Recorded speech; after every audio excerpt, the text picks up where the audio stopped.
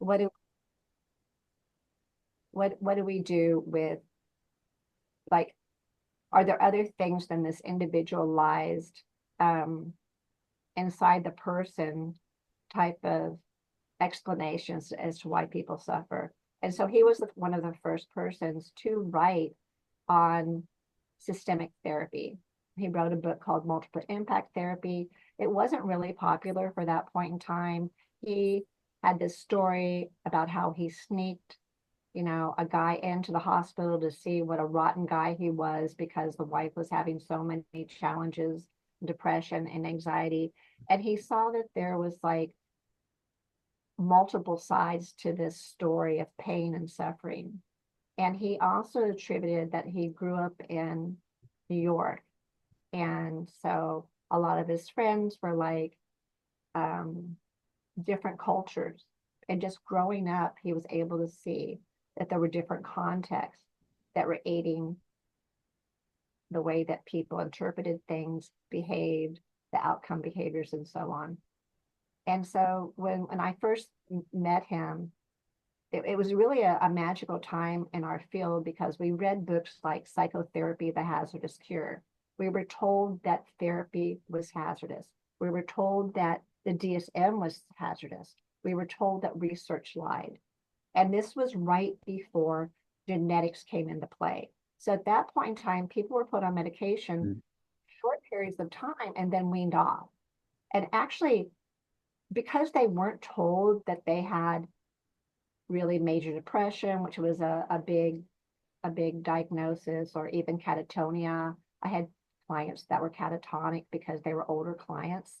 And so they kind of attached to whatever meaning that people had when they were suffering. That people largely got well, and there weren't hardly any people in hospitals. They hadn't built hospitals yet. So you just had the quote unquote asylums that were there. And then in the 90s, things rapidly changed. So all of a sudden, on a Monday, you had kids that were like, every kid kind of learns differently. And like there were some kids, just to use your words, Rod, that were more savage than others. And then on the next Monday, you had kids that were ADHD. And they were being told that they were needed to go on what we were calling speed at that point in time, because we knew the drugs, because we grew up in an era of drugs in the 70s. So we knew what these drugs were that they were putting kids on. And we thought, no one's going to do this. No one in their right mind is going to put their kids on speed. And now we are here today, right? And all of our clients come in and they think that the best thing, that the good standard is to put them on medication. And sometimes that's a challenge, because how do we, as people that maybe have not used those types of endeavors, work with these types of people in a way that we want to help them in the best way that we can? We want to help them stop the suffering instead of add to it. I'm a clinician that, because of the way that I was trained, I've never put one person on medication. I've never referred someone to a hospital. I've never referred someone to rehab, whether the themes may have been addiction, because I also was around before there was addictions. Although there were people that were like doing massive amounts of drugs or whatever, they weren't told that they were an addict and they would never get well. And so you can imagine in my lifetime of working with this, I've always been like a people pleaser. I didn't want to go against the grain of my field, but on the other side of the coin, I couldn't practice in a way that I knew what could possibly harm people more, because I was raised in a community at that point in time of people like, Tom Anderson and, Jaco Sekula, Ken Gergen, John Schotter, to name a few, Len Hoffman, of course, and we never talked about those types of things. We never talked about, like, I love when Len talked about trying to find that thing in the bushes. We we don't know what the chicken and egg is. And in trying to do that, we can accidentally create so much harm. And so in 2007, I moved, well, actually a little bit earlier that I moved to California. I taught at Loma Linda, and I had the best students in the world, and some of them are here today.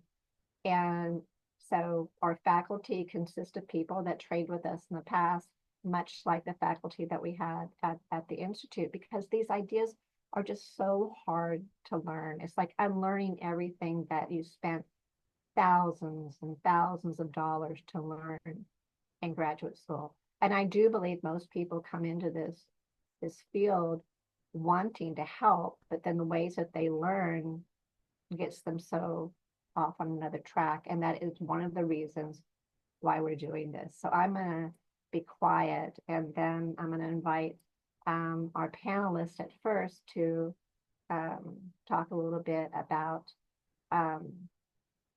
why they're here and what they want to do, and how we maybe at some point in time can work collectively together to help. So I don't know, Rod, if you want to go next. I always try to ask you first. It's okay. It can be. I like everything. I like a lot of the things you said a lot. We have at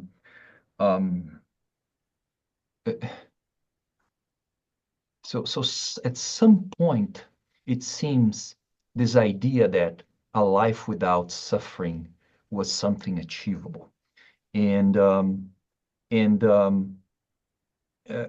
when you see, for example, how the ideas that let's say permeate mental health these days became so pervasive. The idea that we have this disorder that's comparable to diabetes, or the idea that instead of being a syndrome, how do we have oh, depression is in remission right now, right? How the wording was put in place, it's in remission. It means it's somewhere sitting there waiting to manifest again. And we learned that in my training in psychiatry. We have learned that if you have ever met criteria for major depressive syndrome, then you may be okay. But if tomorrow you're sad and you show up for a session, the diagnosis should be now recurrent major depressive syndrome, or disorder, as they like to call, but disorder is a bit of a synonym with this disease, which is a misnomer. So it sounds like, okay, I'm going to capitalize off something that is normal to sell a drug, right? So it will be the equivalent of saying, well, Rod, speaking with an accent is a disease, and I have a pill for that now. Now, if you don't have a pill, because that's how it works. First, we come up with a pill, and after that, we come up with a diagnosis. I like to use this example that if tomorrow we find a drug that makes men lose interest in the NFL and makes them enjoy washing dishes, we're going to quickly come up with a diagnosis for that, so we can sell the damn thing and say, he has freaking modern man disorder, and NFL is bad for you and doing the dishes are the best. But gladly, I think women, you guys have a lot of power these days, but I don't think we're not there yet. But so that's how our field kind of works, right? And it's dictated by commercial interests. And I gave an interview to the Mad in America, and the title was "Leaving Biological Psychiatry Behind." And that's how we call it. We call it biological psychiatry, but there's no biology bound to it at all. The idea that you can live a life without suffering is not a biologically viable idea. The idea that you can live a life without feeling sad is not a biologically viable idea. The idea that you can take a drug that will have a sustained impact on you is not a biological idea, is not biologically viable. If if all of us reach the conclusion that working under a small dose of a gin or bourbon it generates good feelings and makes us work better and happier and maybe more positive, so we can actually inspire patients to see and engage in movement, right? Then we can all decide, all right, we should have a small dose of bourbon before every clinical work, right? Um, and it would probably work very well in the first week for the first hours, but soon after that, we'll have to realize, okay, we may need a second. I need around 10 o'clock, I need another amount of bourbon. And it's not because there's anything wrong with my brain. There's no wrong biology. It's not like I have a deficiency of alcohol, but because I feel good. All right, so maybe there is a deficiency then if I'm feeling good, which is that's how the serotonin hypothesis came up, the norepinephrine hypothesis came up. That's if I give you a drug that generates a even remotely desirable impact on you, okay, from there I assume you didn't have enough serotonin, or from there I assume there was too much dopamine if you're hearing voices. And all of that was disproved, right? Um, but after about 2 weeks, I'll be having 2 doses of bourbon in the morning, and maybe around 1 or 2 o'clock, I'll start getting cranky, and I'll say I may need a third dose in the day. And after about 2 months, I'll say maybe I need 2 doses before seeing the first patient, and I'll need and the way psychiatry, and that's how biology goes, right? Because the brain is smart enough to try to bypass all the baby takes precedence. Um, so that's how the brain tries to bypass every chemical we throw at it. I have seen, we call that tachyphylaxis, uh, how a drug loses the impact it had initially on you, right? And when I'm being trained in psychiatry in my residency, I say, okay, the patient, I gave him 50 milligrams of sertraline, and he came back a month later saying, oh, doc, I'm better. And of course, I'm not going to enter in the merits of what is that the drug does, um, what is the emotional numbing that at times could be welcome. But then he comes back on the second month and says, no longer working. What do I do now? I ask my attending, and he says, well, our books tell you should increase the dose, which is exactly what we would be doing with the bourbon, right? And after a while, I can be having like 1 dose of bourbon every 2 hours through the day, and it's just not cutting anymore. And someone's going to say, well, we need an augmentation strategy. You should snort cocaine twice a day. Yeah, okay, so let's go with that now, right? And so when you call modern psychiatry biological psychiatry, is a misnomer because it's not biological at all. The very little we know about our biology tells us a very different story, right? And that shows how reliant on propaganda modern psychiatry and mental health care is, right? So, and I think realizing that, kind of forced me on this quest about what is self-evidence in our bio, what is self-evident in our biology that we could say, okay, what can we, what our biology tells us about well-being? Because in modern psychiatry, if you come to me suffering, I'm going to say, okay, I'm going to try to induce well-being with a chemical. And we do a crappy job because drug dealers do a better job with that. Their drugs are better than ours, I'll give you Adderall and lorazepam are probably our best meds in generating well-being, regardless of your context, which is the challenge we have. So to make it clear, I think, and this is why I love these conferences because everybody just understands this. If 2 months ago, two guys lost their jobs, one felt anxious, tense, irritable, restless, and can't focus, and the other one got sad, no energy, no motivation, can't sleep, and he can't enjoy things anymore, right? And then they show up a month later after losing their job to a clinic, and the shrink one is going to call the first one ADHD, generalized anxiety disorder. The second one is going to call major depressive disorder, regardless of their context, right? They say, okay, you guys just lost your job, man. That's the diagnosis. Reality is slapping you in the face and it's hurting because that's how it works.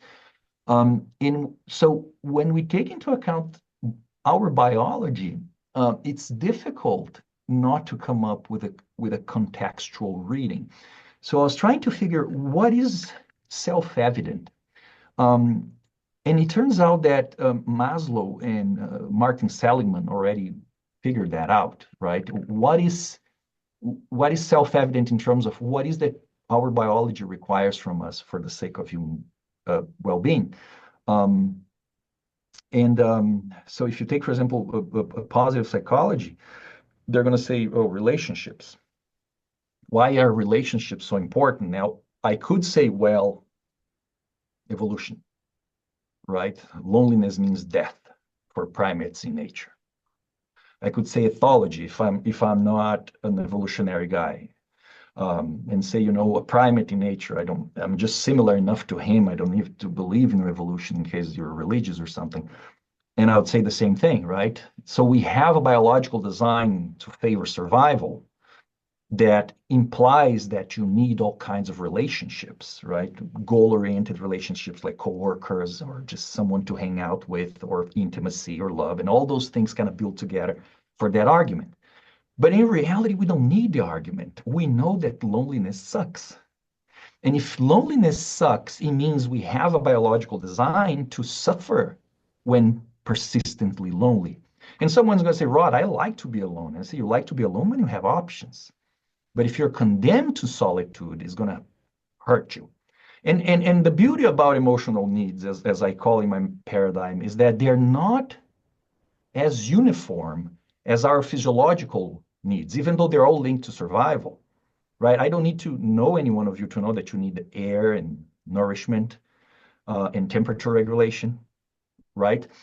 When it comes to emotional needs, we start seeing some variations. If you take people that will meet criteria for schizoid personality syndrome, right? They have those traits where they may not crave interactions. And then you take like someone who meets criteria for antisocial personality syndrome, it's not that he doesn't crave interactions, just he has a very instrumental view of interactions. He's going to look at a person as we look at a chair, maybe, and use it as we need. But they also complain of loneliness. Even those guys will complain of loneliness. But so it's not as uniform as our need for air, but it's still uniform enough that we can say, okay, this is biologically rooted. And then we look and say, okay, what else is biologically rooted? What else is self-evident that we need?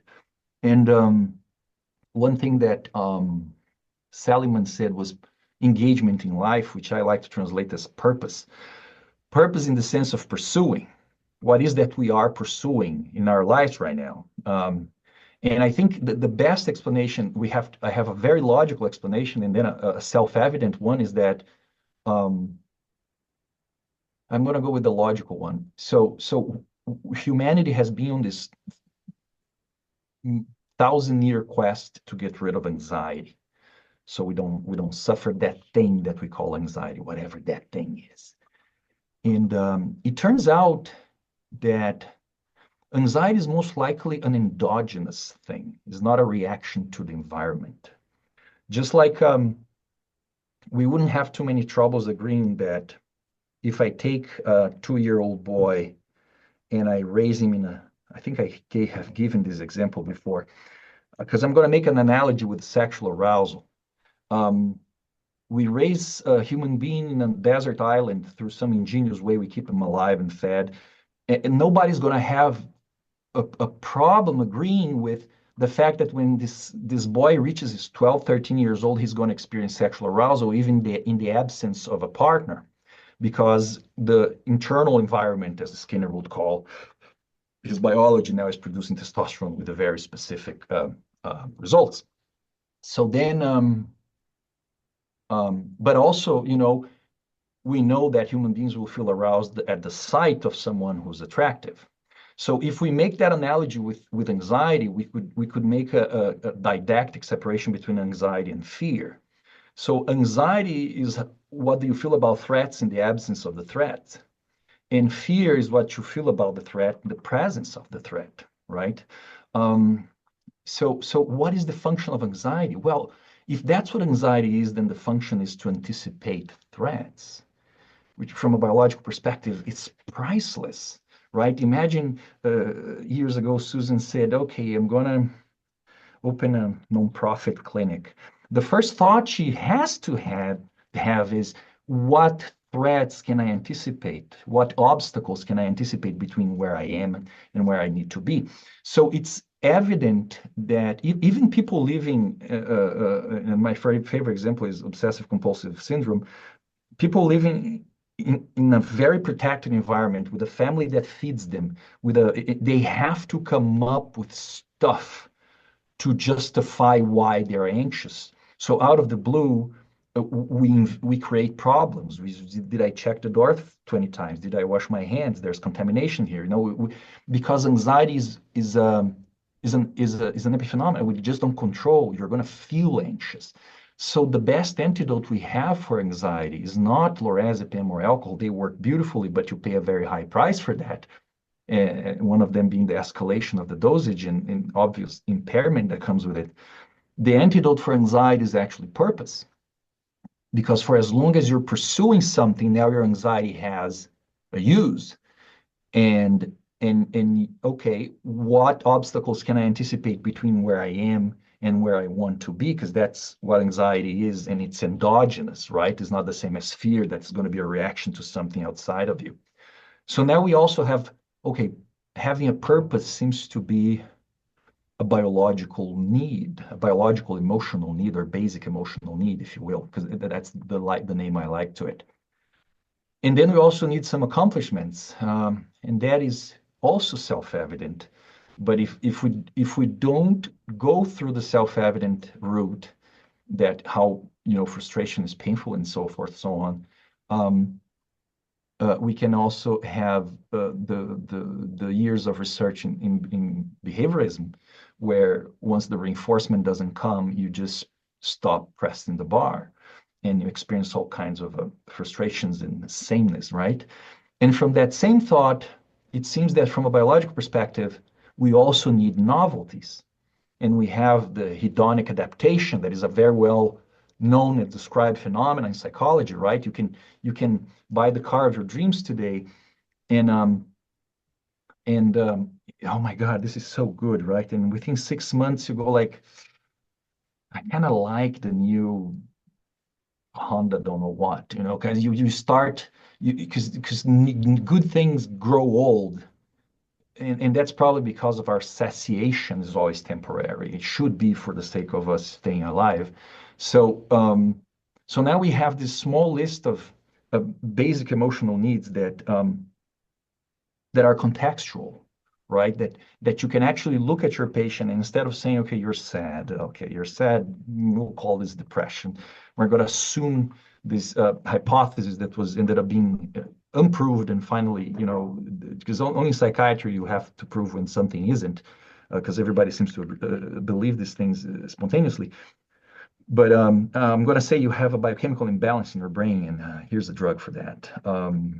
Instead, we can look at patients and say, let's look at your reality with a biological view and say, what is that a human being most likely needs to have a fair amount of well-being so he can put up with the pains and the ups and downs of life. If you have stuff going for you, you can put up with a lot of stuff. It's easy to say resilience, or as I always criticize Dalai Lama, it's easy to talk about mindfulness if you fly in a private jet.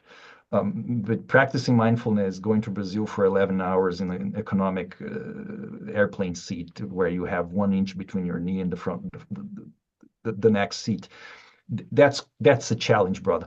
It's much more, it's easier to be mindful if you're eating a steak in my case, because I like it very much. So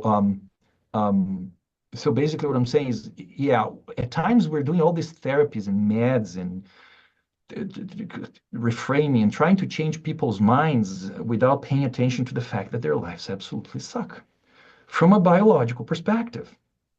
And that's how I found my way through this thing, how a high yield impact with a much small change in people's, let's call attitude, if you will. But that's a very, and when I talk about these things with my peers, as you can imagine, Rodrigo lost his mind because, of course, a pill is the quickest way. So I'm going to give you a pill that, at best, let's say they work. They don't, but let's say those pills worked. They're going to make you feel better in a crappy context. Let's then think about the ethical implications of it. Is like, you are in a concentration camp, but I want you happy. You are in a miserable marriage, and I'm going to do like they used to do in the 50s. I'm going to do ECT on this wife talking about divorce. So she stops talking nonsense, right? It's not different. If you're miserable, we gotta, let's treat poverty with pills. So you're just happy, right? But I'm going to stop talking because I know Chris doesn't have a lot of time.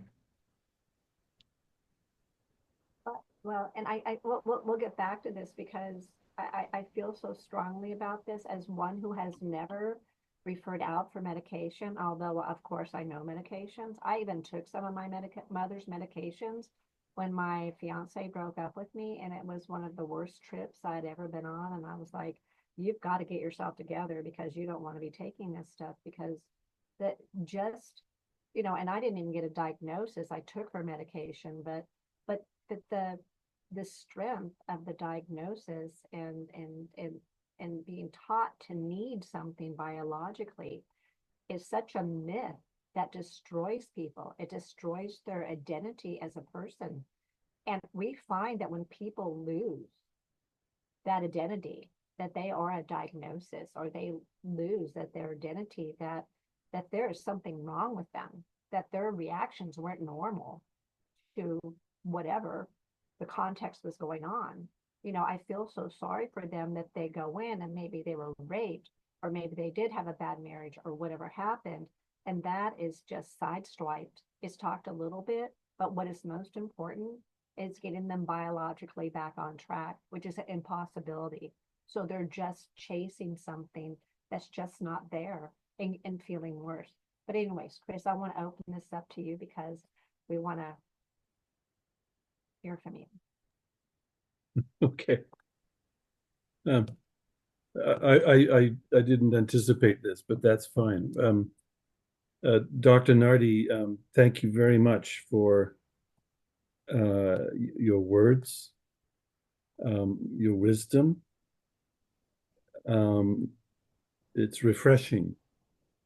And I can only think that it must not be easy for you walking through the world in your profession with such perspectives. And so I feel for you in that sense. Before I share more, Susan, I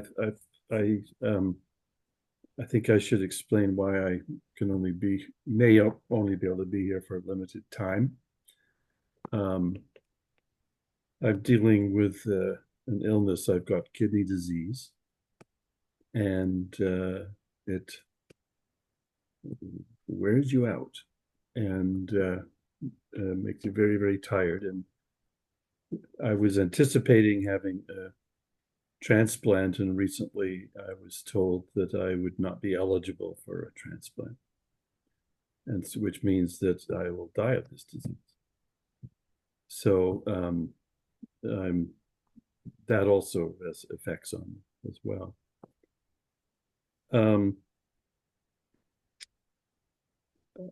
Susan and I have known each other for a long time, and we have similar roots, you might say.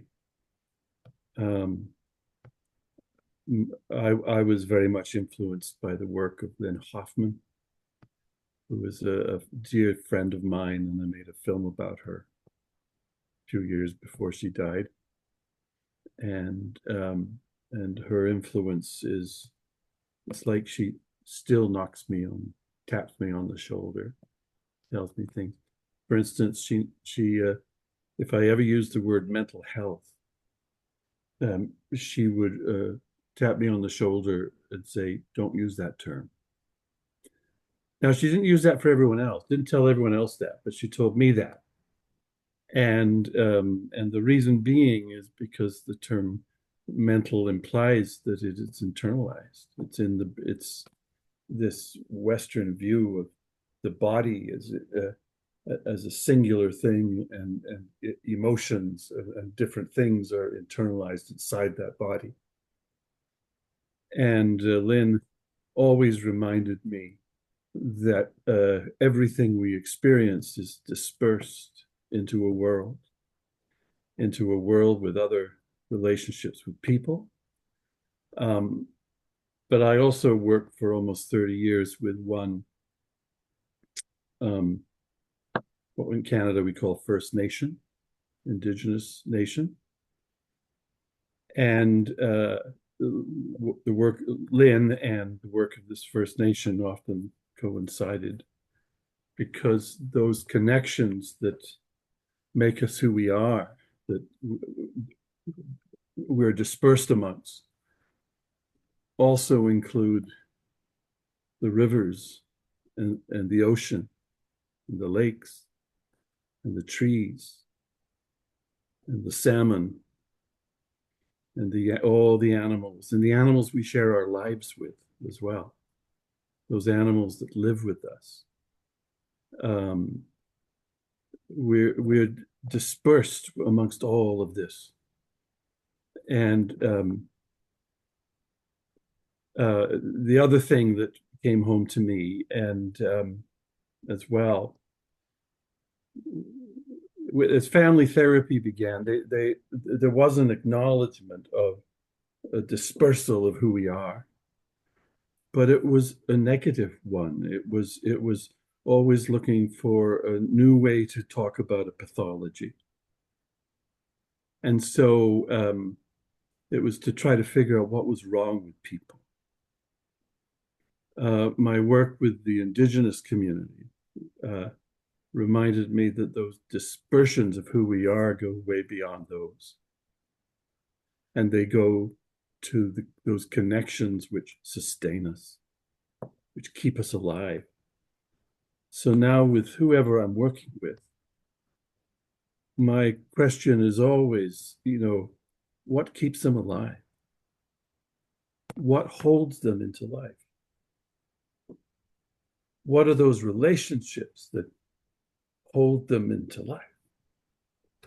And I want to explore those with people. And just because the other thing is they're all different from everybody. There's a philosopher who I admire deeply, and his name is Gilles Deleuze.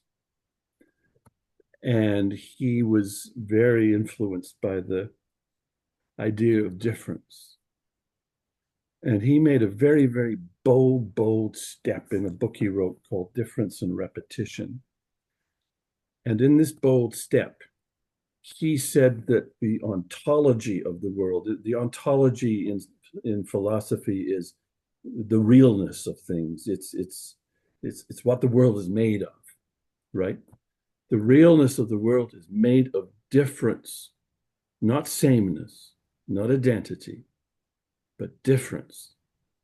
In other words, the basic standpoint we come from is that everyone and everything is different.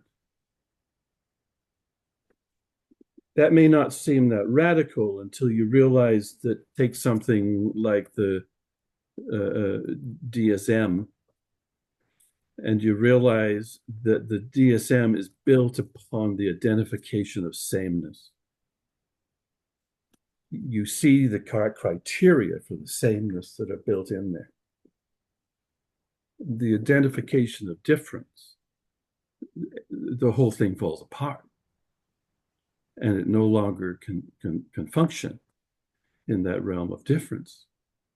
So when Deleuze came up with this ontology of difference, that the basis of the world is difference, not sameness, not identity, but difference, means that every person we encounter, every creature we encounter, every day we encounter, every minute we encounter is different, is composed of difference. And instead of seeing difference as something that is somehow embedded in pathology, We see difference as something that invites life, that invites again the diversity of life. So those are some of the ideas that are really important to me. And along with that, just one other idea, or a couple maybe.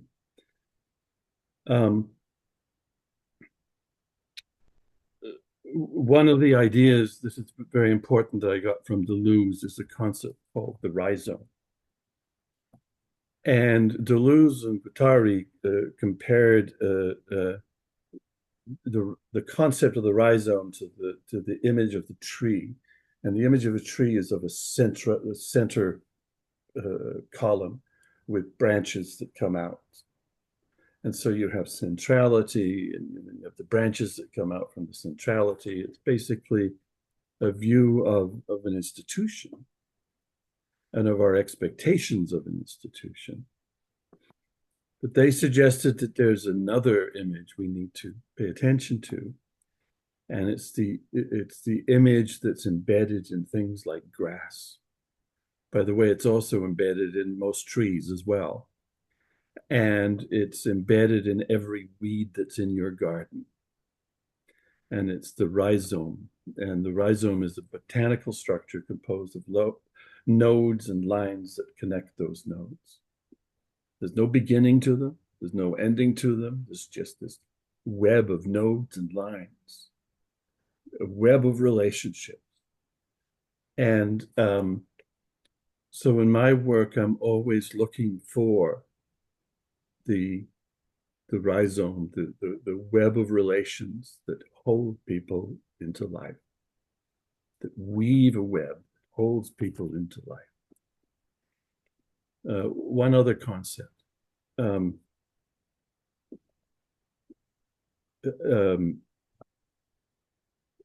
this idea comes from a number of different readings, but also it's embedded in religious tradition in almost every religion that's out there.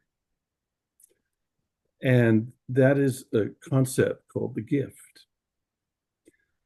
And the idea also of the gift exchange. And we live in a world that loves to see a pathology, loves to see what is wrong and what is broken. And sometimes we will, if there's a problem, we will identify a strength. But a strength is in a relationship of dichotomy with weakness. And so we use strength to somehow compensate for weakness. And so let's look for the strengths here because there's been enough weakness. So let's look for the strengths. But the gift does not have an opposite. And the gift to me is a very, very powerful word and a concept we have to pay attention to. Because the gift is only a gift if it's given. If it's not given, it's not a gift. So the gift necessitates movement, a movement from both giving and receiving. And if it isn't in that movement of giving and receiving, it's not a gift. And so it's not just identifying a strength, but it necessitates an identifying of relationships, again, that hold people into life. So the gifts that we could identify and we can see are those which are in movement, in the communal realms that people inhabit. And they, and it is those things that hold people into life. Now, we live in a society that is fascinated with the concept of pathology and trivializes the concept of the gift repeatedly. I call upon you not to do that. The gift is such an important concept, and we need to attend to it. And we need to allow it to find its way into our work. where we acknowledge the gifts and movements among the lives of those that we are working with and those we are engaged with. And again, those gifts are exchanged within the people in people's world, but they're not limited to that. They're also exchanged through relationships, again, with the sea and the rivers and the animals and everything else, and even technology as well. And so anyway, Susan, that's just what I wanted to share. Beautiful, very beautiful, Chris, and thank you so much. And I'm just going to reflect on some things that it generated within me, which are maybe 3 things. And could be more, because we've had, I've had the honor of writing with you, which is such a fun process, and which I want to do a lot more of. Because I think that all of these ideas that we have together are so important. So I'm going to give some kind of mundane examples of my reflections. I think always when I follow you, I'm like, wish I spoke like Chris, but I think we all speak and the gifts that we've been given. And so what it reminded me of, there was a year as a young clinician, and just, fresh from being trained with Harry, and, we had contracts with the schools.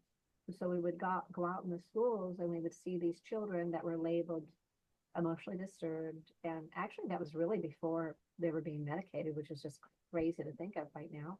And but it was this incredibly violent adaptive behavior that was done to these children, placed in rooms that I was like, and I was pretty savage as a kid, and I'm like, as an adult, I couldn't handle these rules.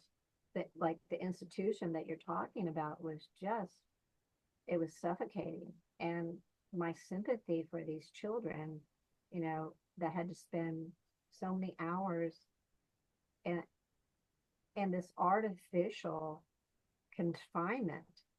And the teachers, I wrote about this in a book chapter, but the teachers hated it, the students hated it, and nobody knew what quite to do. And so the things that worked were, like, in one school, there was a teacher who happened to be a home ec teacher. So what she did with the students that were the worst students in middle school, they were dangerous, probably had guns, who knows, not happy, she cooked for them. She cooked for them. And I remember walking in there thinking, like, because we all have big flaws, and and I'm thinking, oh, she's cooking for these kids. She's not doing therapy with these kids. She's cooking with these kids. And then it took a few minutes to talk those ideas and realize the beautiful work that she was doing, that were streams of meaning and relationships and conversations that did not have to be about what you were doing bad or what you're doing well. That were what I have gotten in the habit of calling is that it was humanizing. So the teacher was humanizing, the children were humanizing, and I got on board and tried to be humanizing too. We would have walks around the school. There wasn't patterns of the right thing to do. And the freedom that it elicits in a clinician when we aren't forcing people to do things institutionally in a way that someone has decided is the right thing to do, whether it's a DSM, whether it's a closed school systems, whatever it is.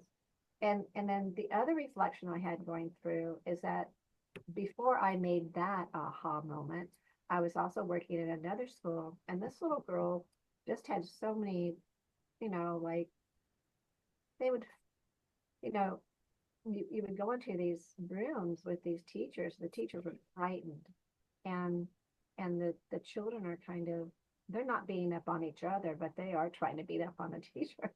And I remember, like, it was maybe a week later, I was in Walmart, and I saw this little girl with her mother, and they were delightful. And it was beauty watching them.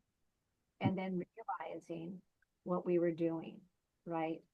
That the gifts were not there, of what we were doing to try to help this child. And that's kind of been the story of my life, of the gifts kind of being set aside.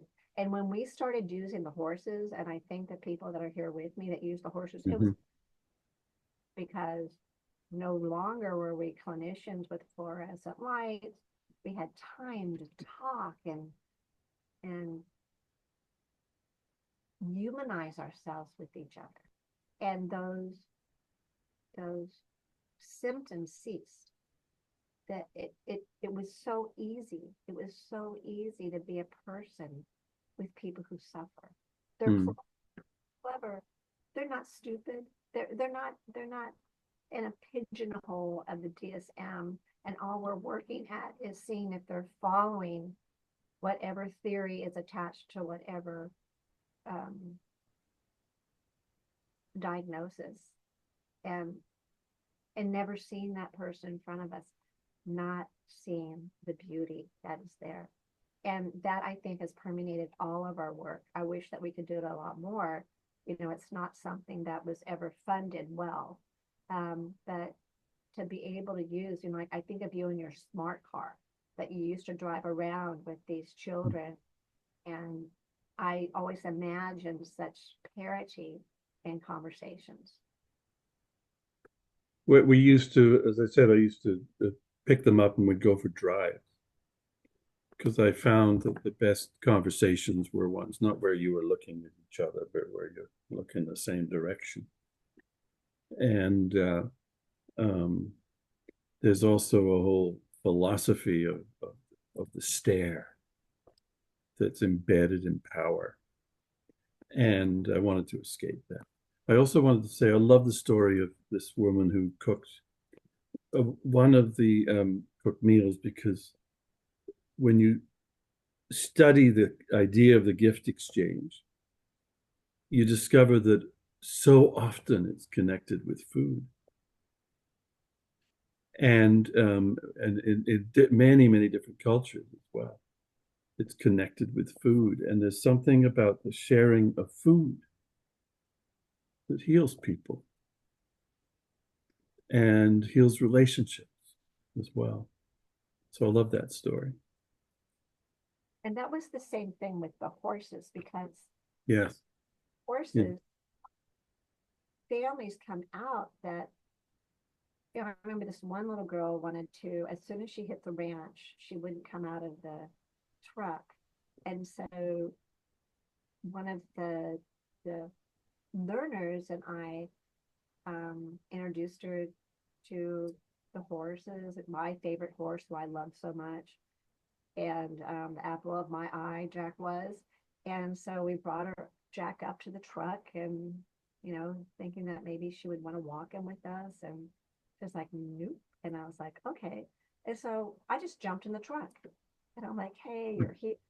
Your parents are here. Your older brothers are here. What are we gonna do? You want to go for a walk? There's lots of horses here. And I can remember in the first session, she actually turned her seat away from and watched the horses while the parental figures were having conversations about what to do with this wayward child that they were so worried about. And one day, she and the mom came out by themselves, and they're walking, and we had, I don't know, about 20 horses at that point in time. And they're walking the horses. We're walking and giving treats to the horses. And they start petting the same horse. It was them. And then they came back the next week and they said, we think we're going to take a break. Things seem to be going pretty well. We came home from that session, and my daughter started braiding my hair. And what was that movie? Like the devil, the Prada one, where about braiding the hair. But like they had this wonderful hair braiding thing, and they had not had these relationships or connections in a while. And I cannot tell you how many people would come back and say it was the horses. The horses did that. And you used to call the horses co-therapists. And I always thought that you should call the therapist coercive.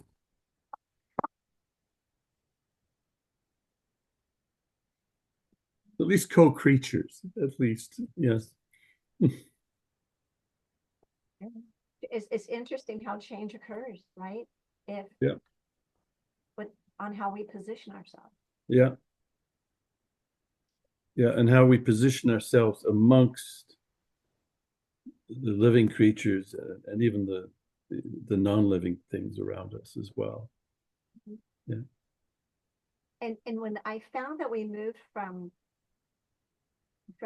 because the virtual, COVID kind of changed a lot of things for a lot of people, that we started doing this. So we started coming in people's homes in real time. yeah, yeah, And we still had relations with the cats or the dogs or, you know, yeah, just moments, that like again, that, you know, that was such a gift to us to be invited into somebody's house, to see somebody cooking, to see somebody who they loved and cherishing a dog or a cat or showing a painting or just yeah. beautiful thing.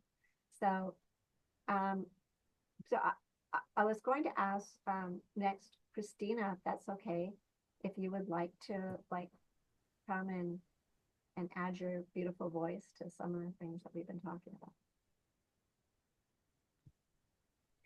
Hi, thank you. I'm really honored to be here today, and I'm excited to share. Getting here for me, that is, coming into this line of thinking has been a kind of a convoluted path. There's many different little aspects that kind of culminated in me sort of finding this. So I'm happy to share with you all. So I'm from the US. I grew up there, and then I did a master's in the Netherlands back in 2012. I moved back to the US and I worked in correctional settings for about a year. Then I moved to England to do a PhD, and I moved to the Netherlands to do a postdoc. And this is kind of all of these experiences that I have together. So moving to the Netherlands for the first time was really interesting because I learned how things were done a bit differently in Europe. I say back then, even though it was only like 12 years ago, people weren't prescribing medication as much. It's not like it was. It's becoming more popular now. But just seeing my peers' reactions to me explaining the way things were in the US was really alarming for me. Like, explaining that you can go to a GP and within 10 minutes they're pushing some medication on you as a sample, and it can not even be the primary reason that you went there. They can just ask you, so how have you been feeling? Oh, you've been feeling sad, and then just open a closet and say, here, would you like to try these, as if they were a drug dealer of sorts. It's and then, realizing that other countries, they don't have these ads on television for various medications, that it's actually not allowed in most places. And yeah, so my master's was in forensic psych, and that was a big part of that was focused on taxonomy and sort of the conceptualization of different disorders. And I was really interested in that when I first learned about it. And I went back to the US with the knowledge that I had. I started working in correctional settings and with especially with sex offenders. And what a convenient explanation to say that offenders are sick, right? Like,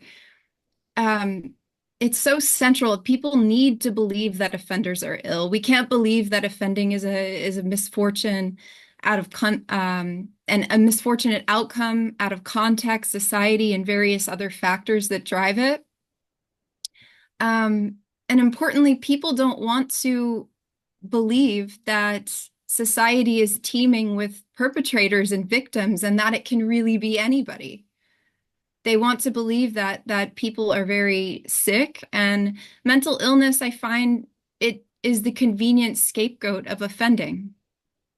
And we see this in with every mass shooting in the US. It's like they zoom in on their what they perceive to be their mental disorders, or their past diagnoses, or their past mental health histories.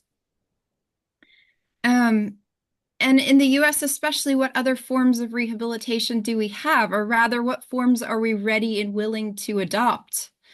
It's such a punitive system, and it's so focused on retribution, and pathologization in and of itself seems punitive and a form of retribution. And I remember during my master's, I learned about a diagnosis called coercive paraphilic disorder.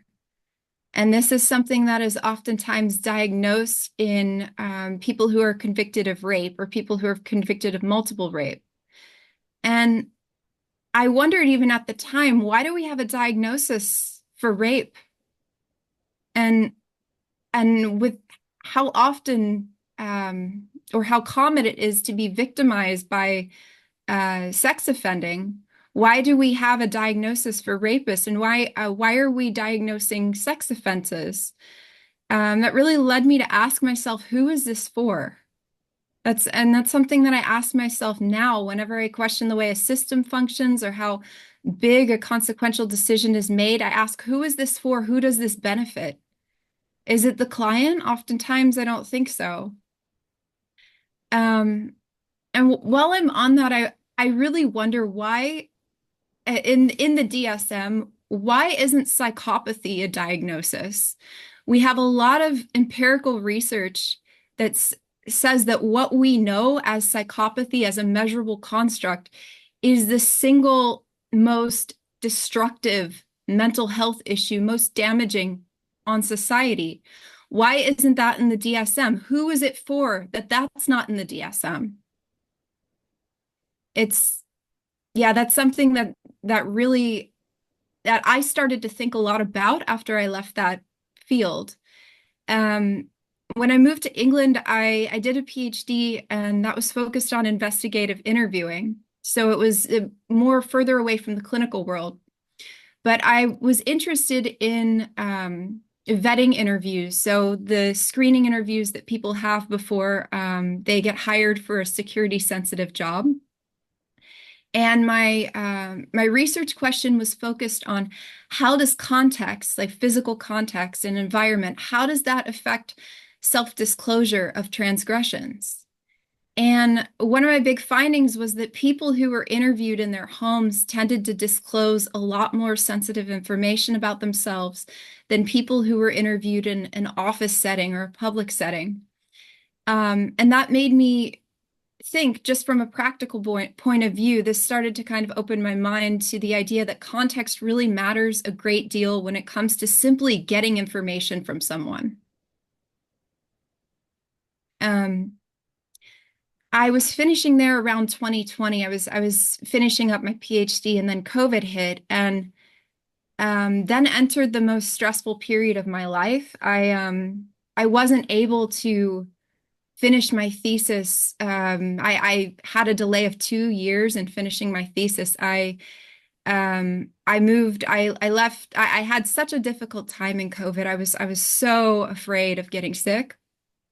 Lockdowns were really harsh in England. We couldn't leave our house more than once a day. It was awful. And then I moved to the US briefly, and then I moved to the Netherlands, where I was starting a postdoc in digital privacy and identity.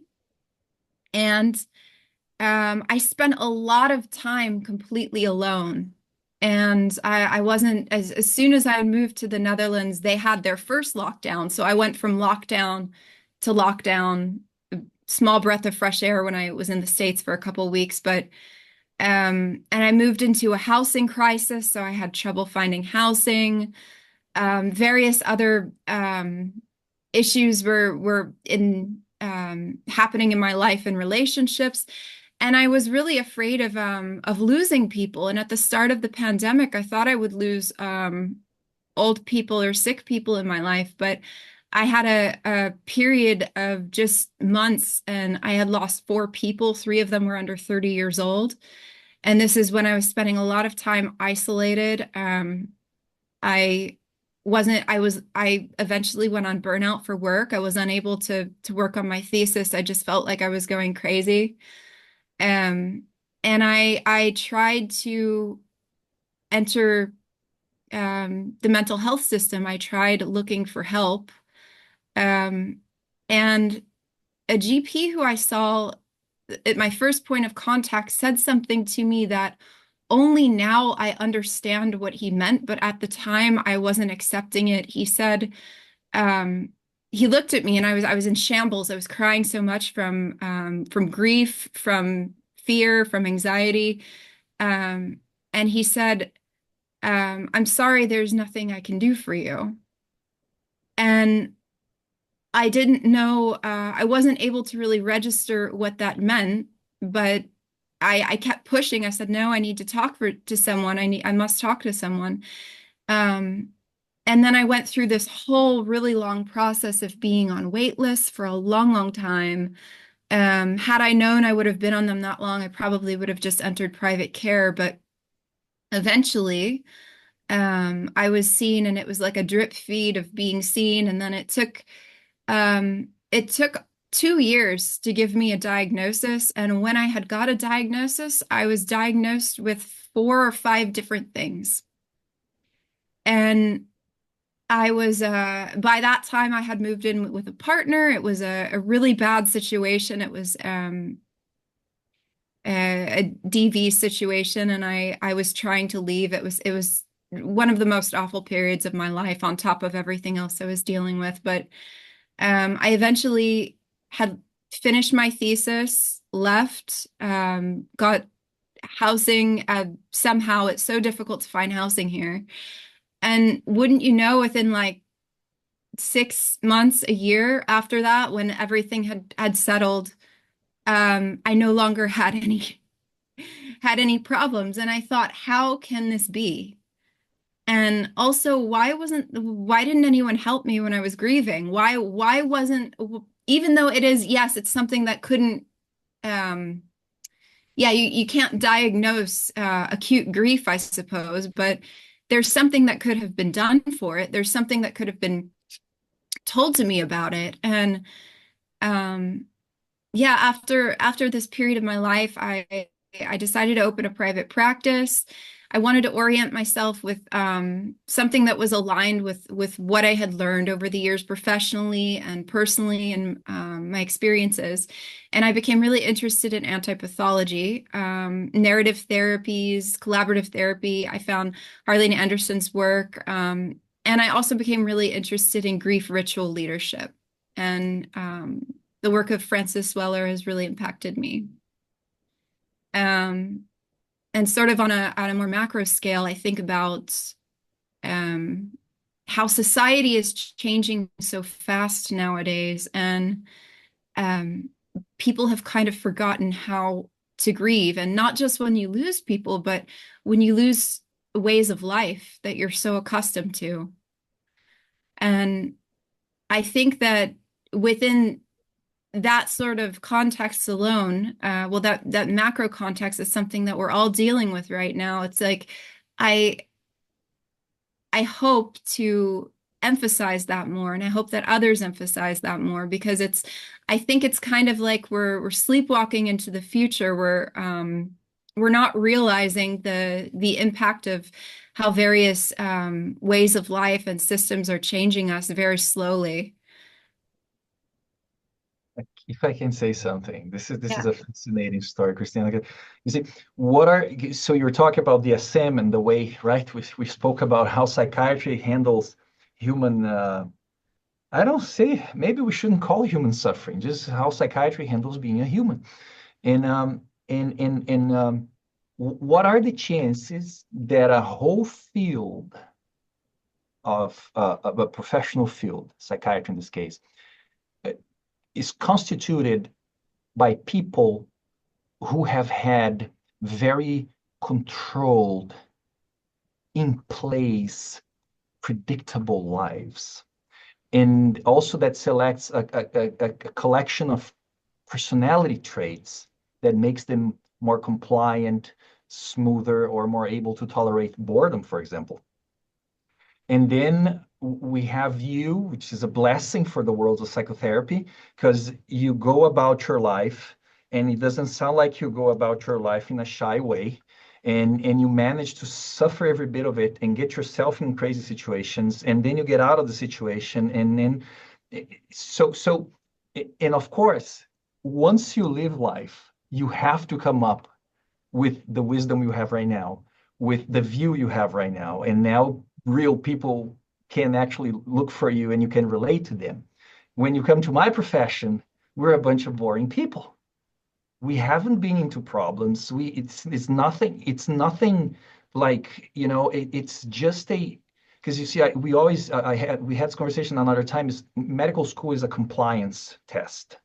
Right? There's no time for critical thinking. You have to have your life in place. I have a patient who was kicked out of an intense guy, decided to go to medical school later in life, like I did, but he couldn't keep up with it for different reasons, financial reasons, everything. So he's kicked out.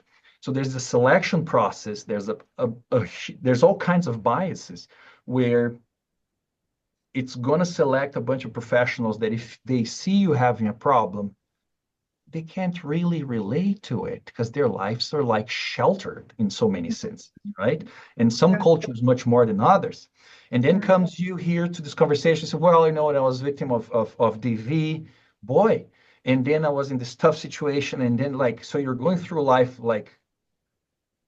bravely and living all kinds of things and all kinds of heartbreaks and all kinds of emotional intensity. And then you get to a shrink, or those GP, as you said, a PCP, a primary care provider, and he says, short of a pill, I have no clue what you're going through, right? But it's like, you're not going to expect a guy like that one day feel uncomfortable with it. Is there someone who wrote about living with a loss? What is this thing, right? Is this a guy that will have read Elizabeth Kubler-Ross on bereavement, or a guy that heard Leonard Cohen saying that a love song is a manual to living with defeat? No, he's taking tests and ordering labs. It's a different animal. Well, those are the folks that end up in the ascent task forces, right? Yeah. And of course, now it's evident the contrast that if you don't live life intensely, do we really have anything to offer? So I really like the stuff you said. For me, it's like exciting. And I just want to make a bridge between what you said and what Chris said and what Susan said, is that it seems a chunk of our work is how to foster a sense of worth in people, because on my end, that's how I feel it's easier to foster movement. But there you are, alone. Well, thank you for sharing all that. Sorry, I got excited about this thing. Thanks a lot. Thanks. Going on what your point about saying, some people had led more predictable lives. I remember on a couple of occasions speaking to, and these are trained professionals about my age, like if there was a match sample study, we could have been just, part of it. But I remember explaining that I had lost young people in a brief period of time and crying a lot about this, and then saying that I'd actually also experienced grief in years prior from friends of mine overdosing. And as you know, like in the US, there's a huge opiate epidemic. And the look on the practitioner's face when I told her that it's as if I told her I had ate a baby. Like she was very much just like, well, you're a PhD and you're without saying, they said it in so many ways without saying it, that like, oh, you're from a privileged place. How could you have some of the things that I was sharing? Like, how could you have these sorts of experiences? Like, it was very, mind-boggling And then their reactions to me would it almost made me feel as that, I that I wasn't playing the correct patient role for them, that I was like, oh, I almost thought in a way I need to be aware of the cultural context here because there's a disconnect.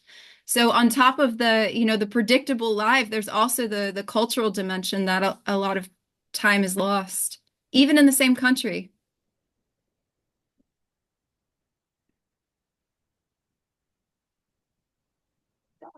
So I'm gonna ask, I'm just gonna go around and ask maybe a couple of of our faculty members. And Megan, I don't know if you have anything that you would to talk about this, because it kind of like keeps into a little bit of what we were talking about earlier today, or if you have some reflections.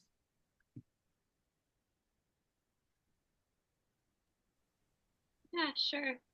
I just want to say thank you so much for everyone coming today. Like these conferences for me are so like invigorating and grounding, and yeah, it's just so wonderful to hear kind of different voices and ideas, and to connect with other people.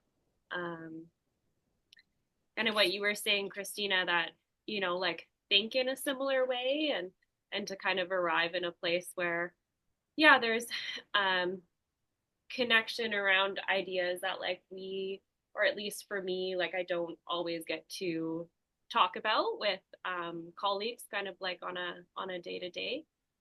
So yeah, these spaces are quite wonderful. Yeah, it's special for me having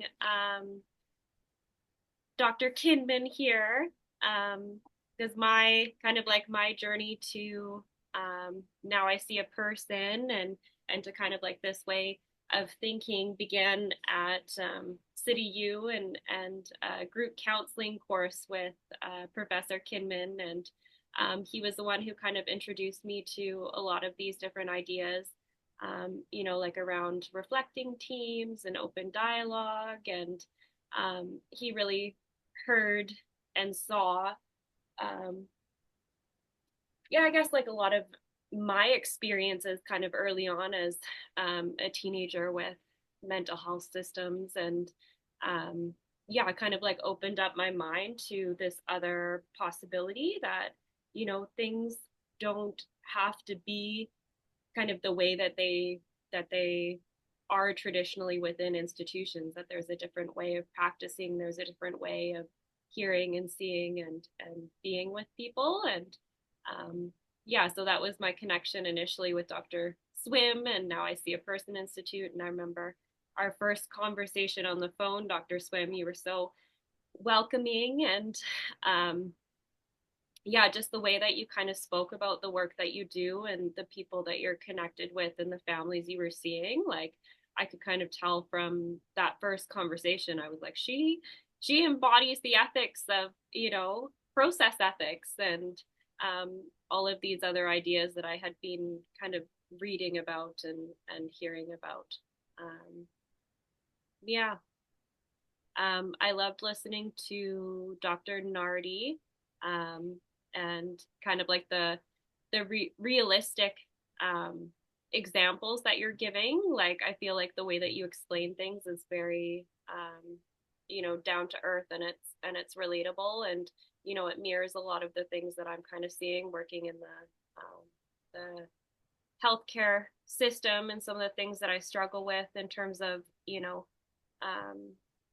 yeah, how to present these ideas or communicate these ideas within systems that are still kind of in place. So it's almost like balancing two worlds, like the rules and yeah, what's kind of like manualized about what we need to be providing, but balancing that with kind of like the ethics and being able to speak to folks in a way that kind of honors their perspectives and what they're coming in with, which is so influenced by societal norms and ideas, and just how it's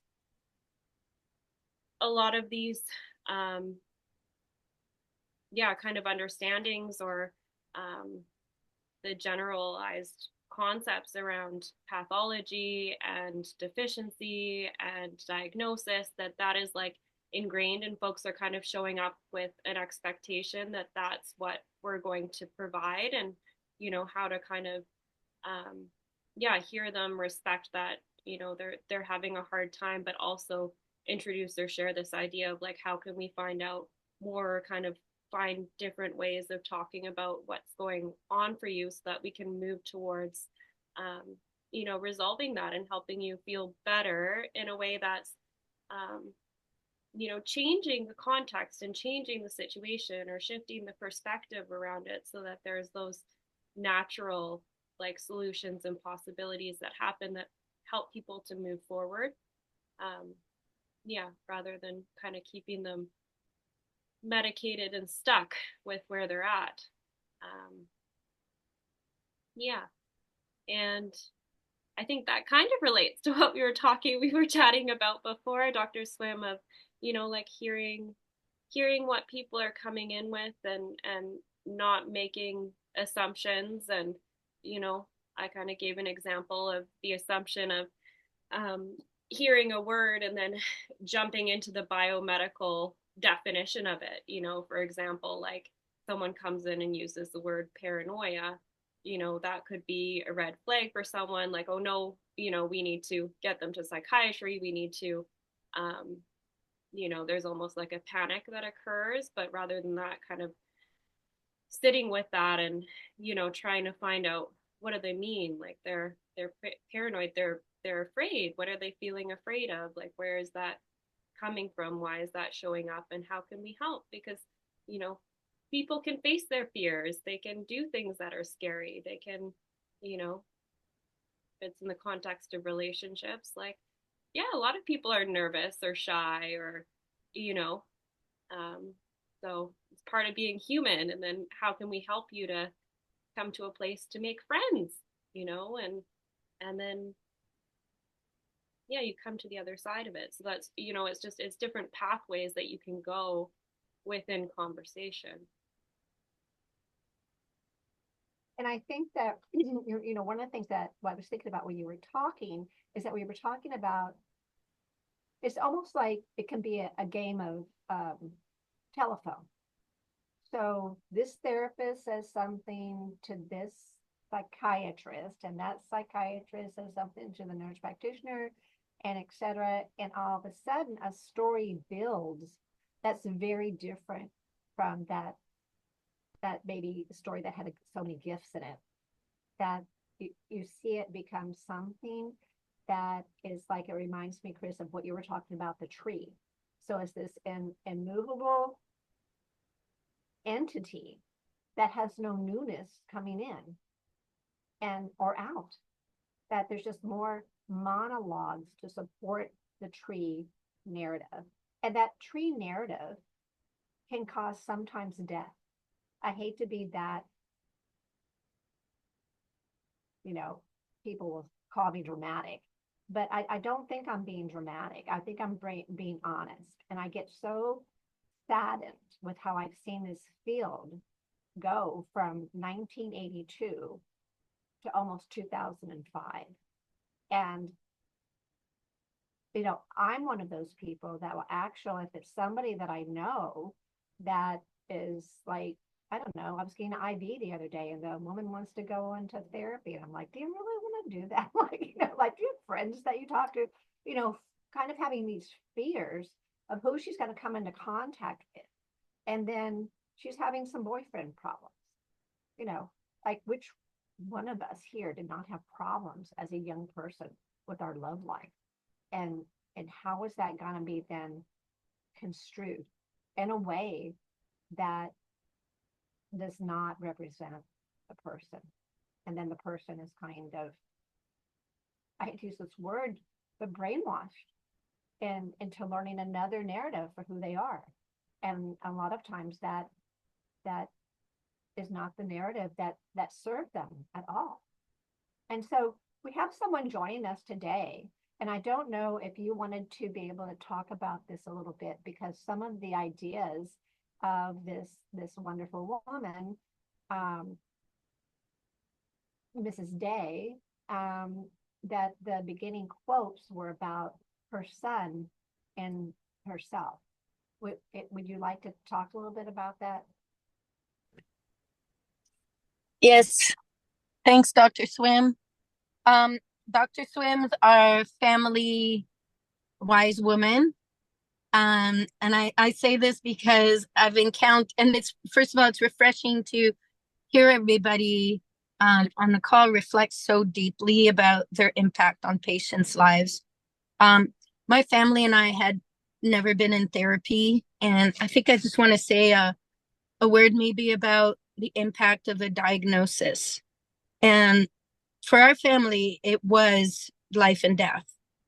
My 10-year-old son, we live in California, and during COVID, you know, he was 9.5, he was active, the schools shut down, the access to our beaches, to our walking trails, to the kids' parks shut down, and he became a bit hyperactive, understandably so, and being asked to sit on Zoom classes 6 hours a day wasn't a good fit for him, and he started acting out in our home life. And we looked for a therapist who suggested that Simon and I meet with a psychiatrist.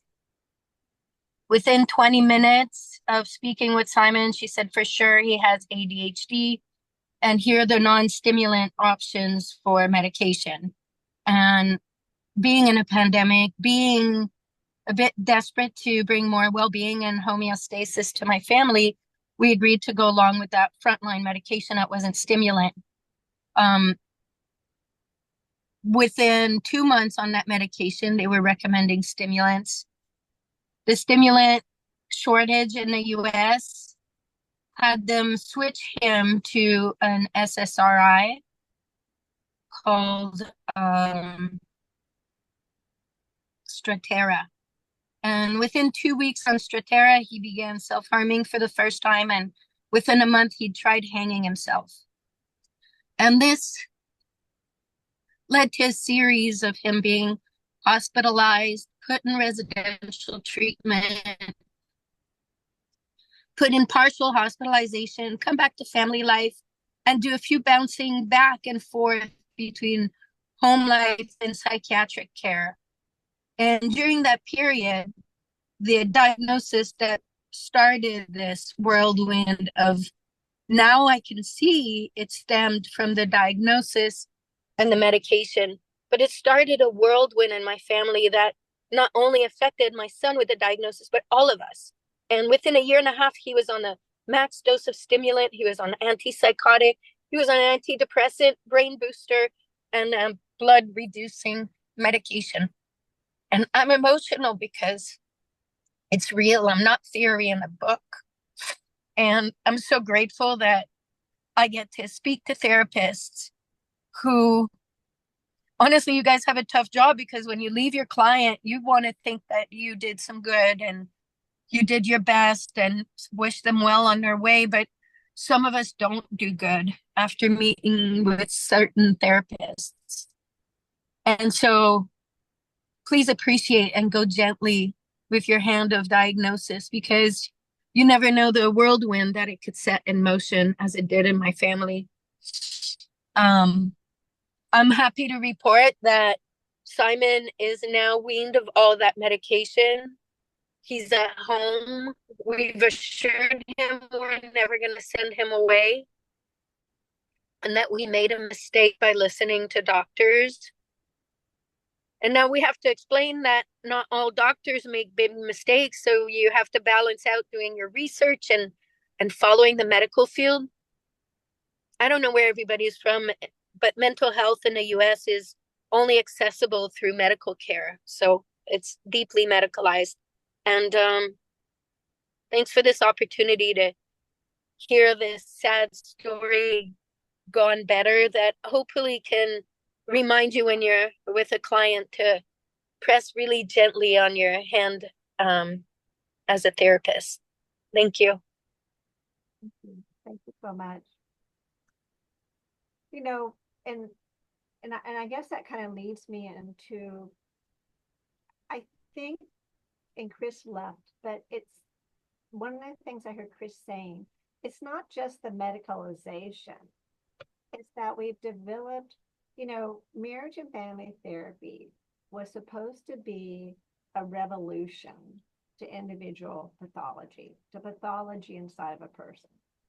And it was a very kind of exciting time, that people were going to be seen differently and that you were going to have this systemic work of working maybe with the parents or whoever would be involved, that and somehow hear each other in different ways, and they could come to new conclusions upon themselves.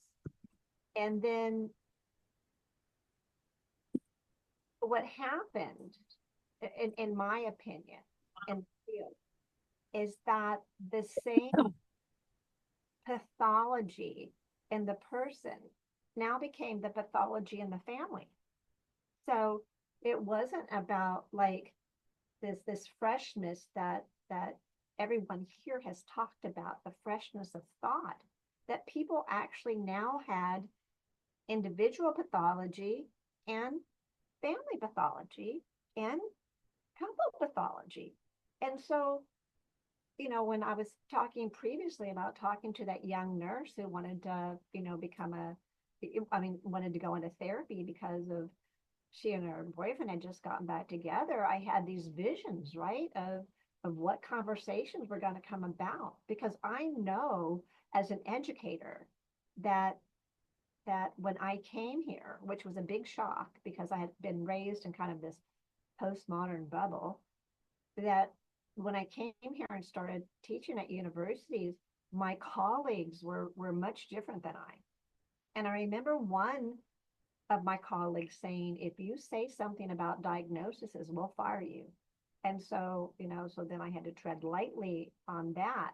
And, I'm thinking about this specific university that we used some of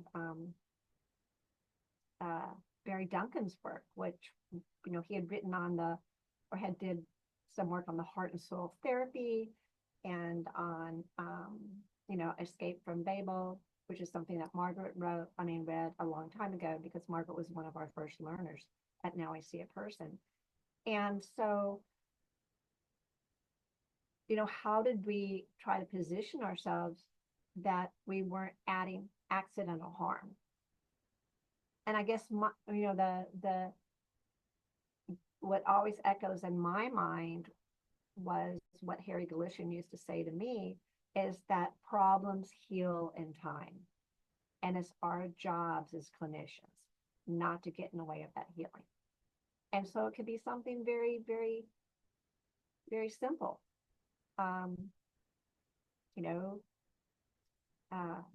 So it doesn't have to be so much even of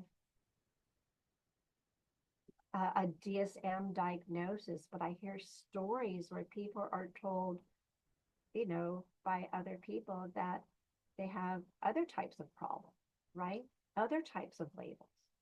And words are so powerful. I know even my daughter will say things to me sometimes. And what was she saying to me the other day? She was asking me if I was an extrovert or an introvert. And see, I don't believe that there's an extrovert or introvert. And so she knows this. But I love her so much, I'm trying to come up with something, right? But I'm thinking about it later on. I'm like, well, what do other people see me as, right? And so my self-identity starts to get chipped away a little bit. And I'm very old. And I think to myself, oh my goodness, it's just these types of she's a therapist, by the way, that then decided not to be a therapist, but she was taught all of these things. And I just think, Chris had mentioned how hard this is for all of us to be in these fields and to have a sense of community. And what I'm hoping really is that us meeting together, we did have a little bit of a problem in the beginning because with the people getting in, but we will have that solved the next time. I think where it was placed on the flyer that it wasn't quite noticed. but where we become a community of support for each other, because it can be very lonely holding these ideas. And um, and you know, my thoughts are that, I was able to learn these ideas, 41 years ago. How do we help other generations to hold these types of ideas? How do we be a support system to each other? But I just had another person come in or we just had another person came in that wanted to maybe share their story, again, about how that journey to health, if we even want to call it that, or what we can call the journey to being a human again, or the human that people want to be, doesn't get narrowed. So I didn't know, Monique, if you wanted to talk a little bit, because I know that you came in. Hi. Can you hear me? Welcome. You can't hear me? Yeah. Okay, because just wasn't sure because my computer was a little bit weird. Hi. So I'm Monique. And I've been seeing Dr. Swim for now, I think February will be 3 years.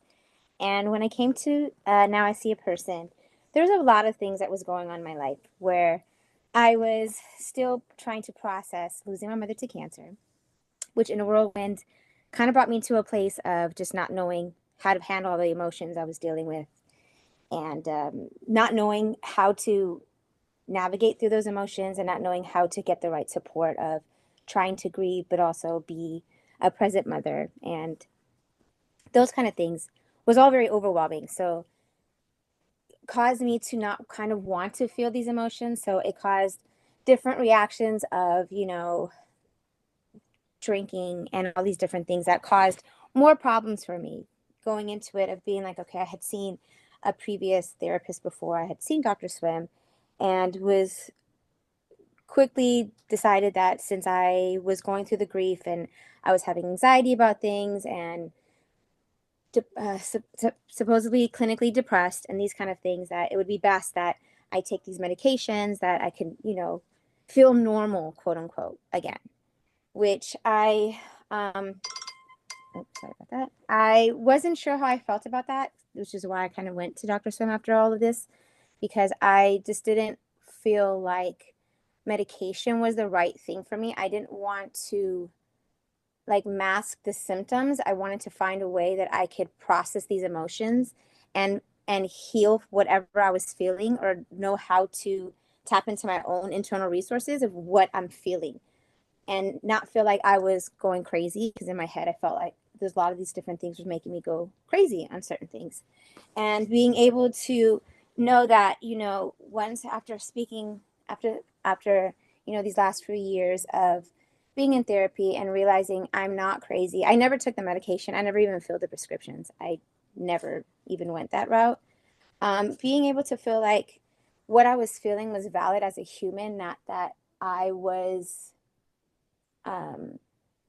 crazy in any kind of way. I think as I was younger, my mom had been diagnosed as bipolar, and my father was also diagnosed as bipolar and personality disorder. So in my head, I automatically thought that, whoa, I have two parents that are cuckoo, so now I must have that gene, and maybe I am crazy, and maybe I do need these medications, and maybe I am all these things, and I am drinking, so maybe I am an alcoholic, and maybe I am XYZ, all these different things, which made me feel horrible, because I kept feeling as if, well, if everybody's saying I'm these things, maybe I am. And that kind of sent me on a whirlwind of different things and different, responses and different actions that, I don't feel were the healthy way of approaching things.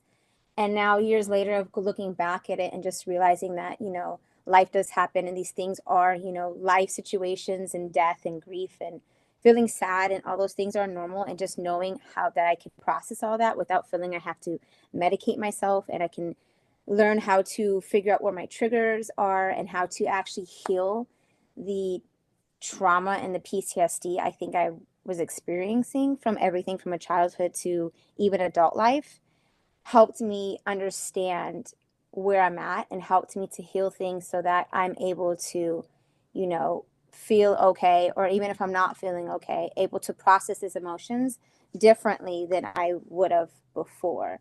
Just being in a better place of like my journey of healing has completely changed with how I've been able to speak and how I've been able to process things, and even able to, even looking back at that and being able to, you know, see the growth of where I was at and see how where I'm at now in comparison to even, you know, 5 years ago, 3 years ago, 2 years ago, is like leaps and bounds, even with just how I respond to my own emotions, how I respond to the people in my life, how I respond as a mother and as just a person. So I think it's definitely helped.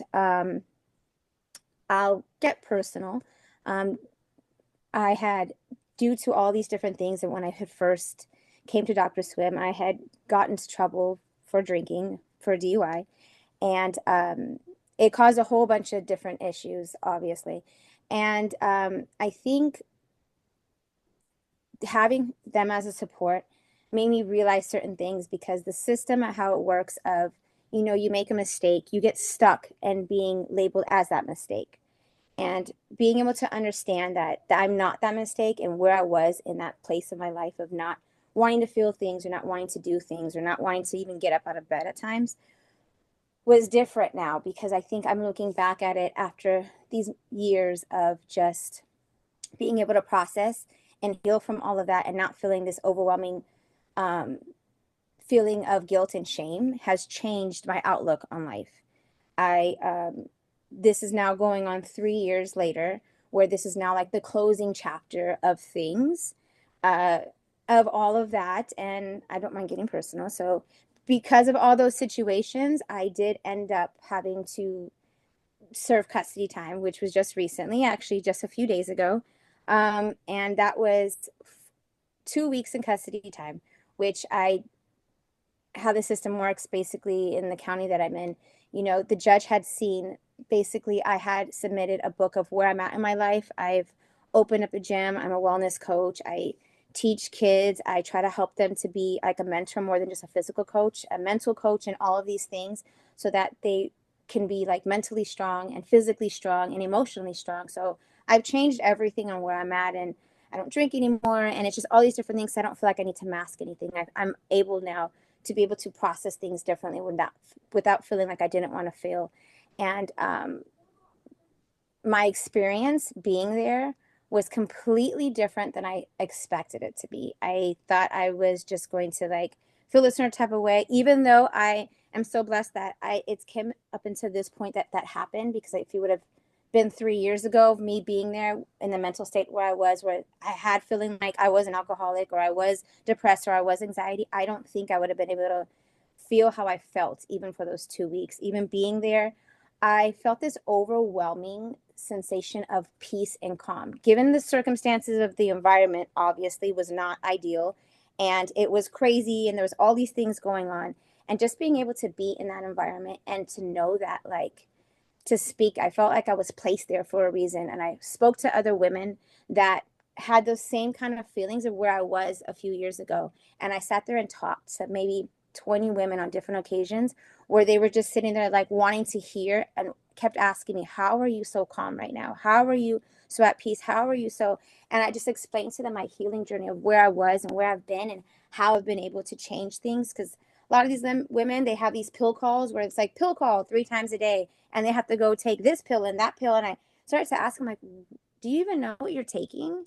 Like, oh, because I'm this and I'm because I'm this. I said, what if one day you just don't take it, and let's see what happens? And I had told her, I was like, let's just see what happens. And it was the lady that was in my cell with me. And she's like, okay, I'm going to do that. She's like, I'm going to tell them I'm not going to take it.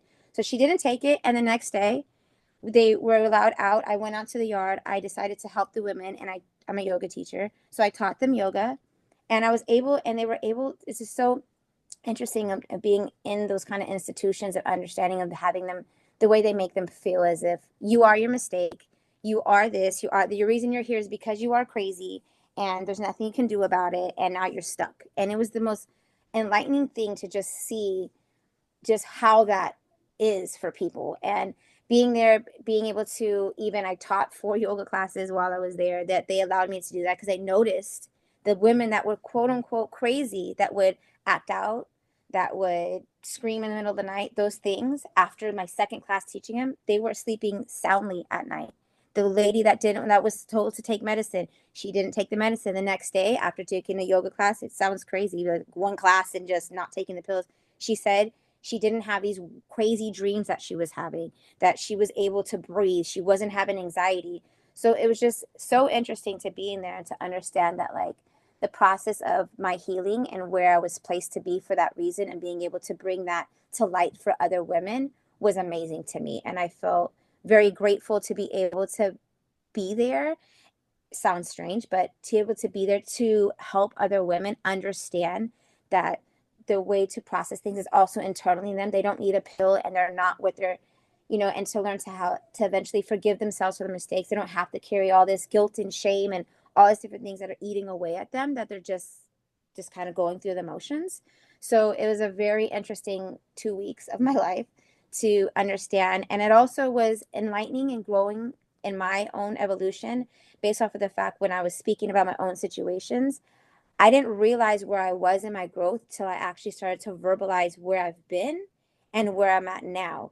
Being able to speak on things without feeling that ickiness that I used to feel about myself, or feeling this anxiety about it, or feeling overly emotional about these things, being able to talk about it and be like, wow, and be able to like regroup at night and say, wow, I was able to really explain everything without feeling that guilt that I used to feel, or that shame, and just knowing that these life situations have happened to me and I've been able to actually grow to where I was. So it was a very enlightening and place of where I was able to grow within even 2 weeks of being able to explain my healing journey and help other women and help them realize certain things where, I think it's very much needed, so that they don't feel as if they're all alone. And I think that's one of the things that a few of them told me as I was leaving, was understanding that I made them feel like seen and heard, based off of how I was explaining how I felt about things, and just allowing them to just give their raw testimonies of where they're at and where their things. And it has been very helpful to me to now know that, like, with having therapy and having a different way of therapy, of just understanding and seeing me talking to someone who sees me as a human being and not as this or that, or a person that made this mistake, or a person that was drinking to not feel, or a person that has parents that are crazy, so I must be crazy, or I'm feeling sad, so I must be depressed, or I must have anxiety. And just being able to wash all that away and just understand that I am a human that goes through these emotions, and being able to have support of knowing other people feel the same way, and we can, as a community, help each other, was just an amazing experience for me. So, yeah. So I don't know if yes, Margaret, please say something, or anybody that wants to join in. Well, I just had a question for Monique. Thank you so much for sharing that with us. I really appreciated it. I was just wondering, have you been able to keep up with any of the women you met while you were there? So I have got their contact information. And so there's some that, will be there for like a year. And there's some that I'm just very wanting to help them. So I've got other information where, I will be kind of following their cases, and kind of, they all want to reach out to me. So I gave them my email address to be able to touch base, because they even said it like, and I told them therapy has helped a lot, but I think they've had the experience of therapy of exactly of what they were talking about before. It's like they saw a therapist, like, oh, you're this, take this, here's some Zoloft, here's some Xanax, and and I said, it's not. And so they have this tainted vision of what therapy is like. And what I was explaining to him is that the institute I go with, and the therapist I talk to, is not that. So there is other ways of seeing that and other resources. So, and they all are very interested, because the second there is a therapist in there, but that's the same thing as like when I went to the mental health person in there, that's when they were saying, okay, so you see a therapist. So she instantly, as soon as she's talking to me for a second, she's like, you seem very calm. What do they have you on? Is what was her first question to me. And I looked at her and I was like, I'm not on anything. She's like, so the first question is, you see a therapist, what medications are you on? Just very simple. And I explained to her that's not what I do. She just looked at me kind of like she was surprised that if I'm seeing a therapist, and I've been seeing a therapist for 3 years, she said, so you've never been prescribed anything? I said, no. She's like, very interesting, based off you're like by temperament, that I was just very calm. So I think she made it automatically assumed. And that's what I was explaining to the ladies, like therapy doesn't have to be you go and you have this problem and this is a pill for this. So I did get a lot of the contact information. I will follow them. There's some that will be there a little longer than obviously others. And I do have one young woman who, interesting enough, was about 22 years old that came to LA and thought the LA life was going to be. And she kind of reminded me of a younger version of myself, which is very interesting. So being able to listen to her and her kind of, she was telling me she just would wake up every morning just to hear what I had to say because she felt like I was placed there to talk to her, and that she's looking forward to the life that the healthy life she deserves, and that the prosperous life that she wants, and just being able to have someone that's kind of been through without feeling like she's being judged or any of that. So I told her as soon as she's out, she lives in Texas, but we can keep in touch. She can talk to me. I can give her some resources of other people that you can reach out to and community wise, and people you can talk to that are not going to make her feel like, whoa, you're a criminal, or whoa, what is this, or any of that, or make it feel like there's pills that you need for any of that. So I think that was the biggest thing for these women, of understanding that they can actually tell their story without feeling like someone's going to feel like judged. She said all the therapists, it's funny, they all had the same remark, that all the therapists that they've been to always made them feel judged. And that's what they've all said, which was very interesting. Because you would think that I would go and be able to talk to the guy. I always got this one lady, she's like, I always got like this look of, oof, yeah, write down a note. She's like, where you just go and you say something and they're just writing down notes. And that's all their experiences of what they've got. And I was trying to explain that there is other ways, and so I think they were all very enlightened and all very eager to get those resources of understanding that there are other people out there that are just going to see you for Christina, and is going to see Priscilla, is going to see Adriana, is not going to see, oh, you did this and you did that, and this is why you're here, and consequence and consequence. So it's very interesting, because I definitely am planning on still keeping in touch with them and at least providing resources for a lot of these women that didn't know were even there and didn't even know how to look, because in places like that, there's not any of that. So, yeah.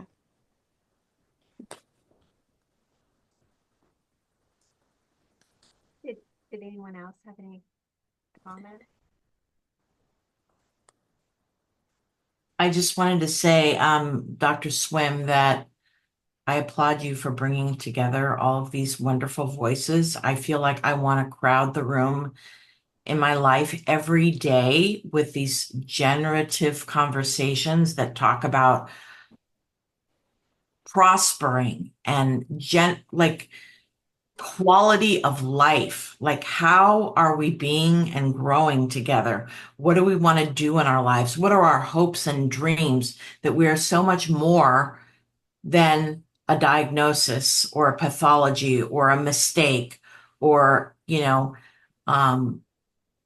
what kind of lives do we want to lead? Like, why isn't that question in the dialogue when we're talking to people? Why isn't that the leading question, rather than what kind of medication you want to be on? What kind of life do you want to have? What are your hopes and dreams? Where do you want to go? Who are you missing? Who do you love that you lost? Like, what are your relationships with people in your life? Like, how can we create healthy relationality with our bodies? Yoga. Why is yoga something separate from mental wellness and well-being? Why is cooking separate? Yeah. So I applaud this, because I think, we're so deluged with the problem solving methodology every single day, that as therapists and coaches and whatever, like, that's our sort of reason to be. But what if our reason to be is to help people generate new possibilities? Maybe that's what and maybe in doing that, we change the relationship to our problems. Maybe the problems become smaller, or they become located in a different place in our bodies and in our minds. So thank you. Sorry, I just wanted to just jump in real quick. You made me think of something, Melissa. It's just to put it in soundbite form, it's possibilities rather than pathology. Just to kind of sum up what you said. I appreciated what you said too. Thanks. Yeah, I love that. I love that.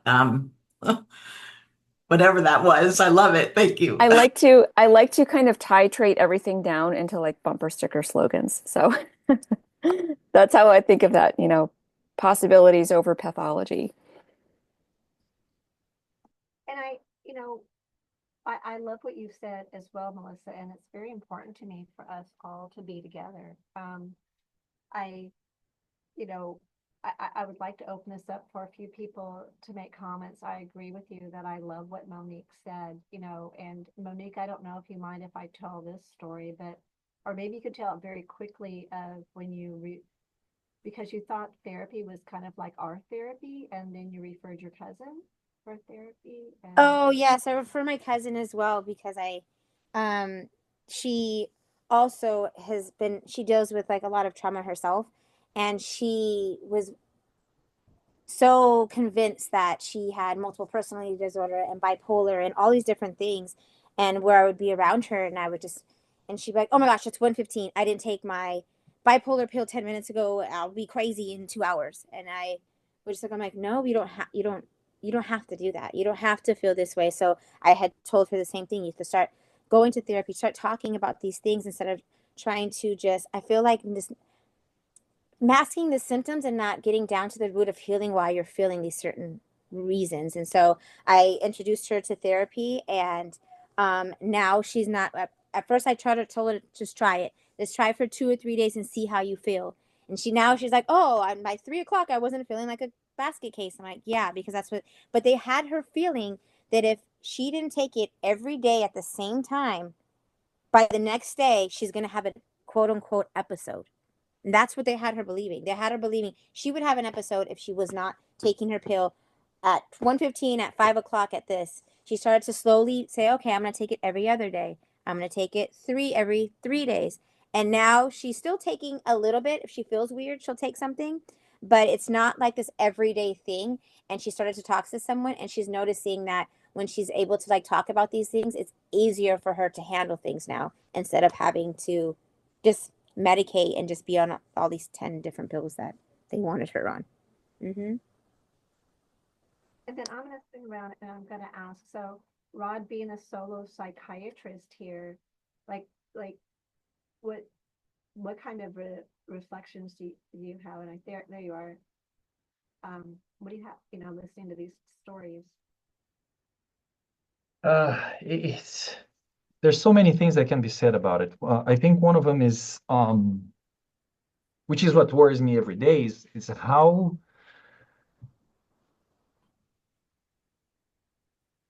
I think was Christina that said that a diagnosis is this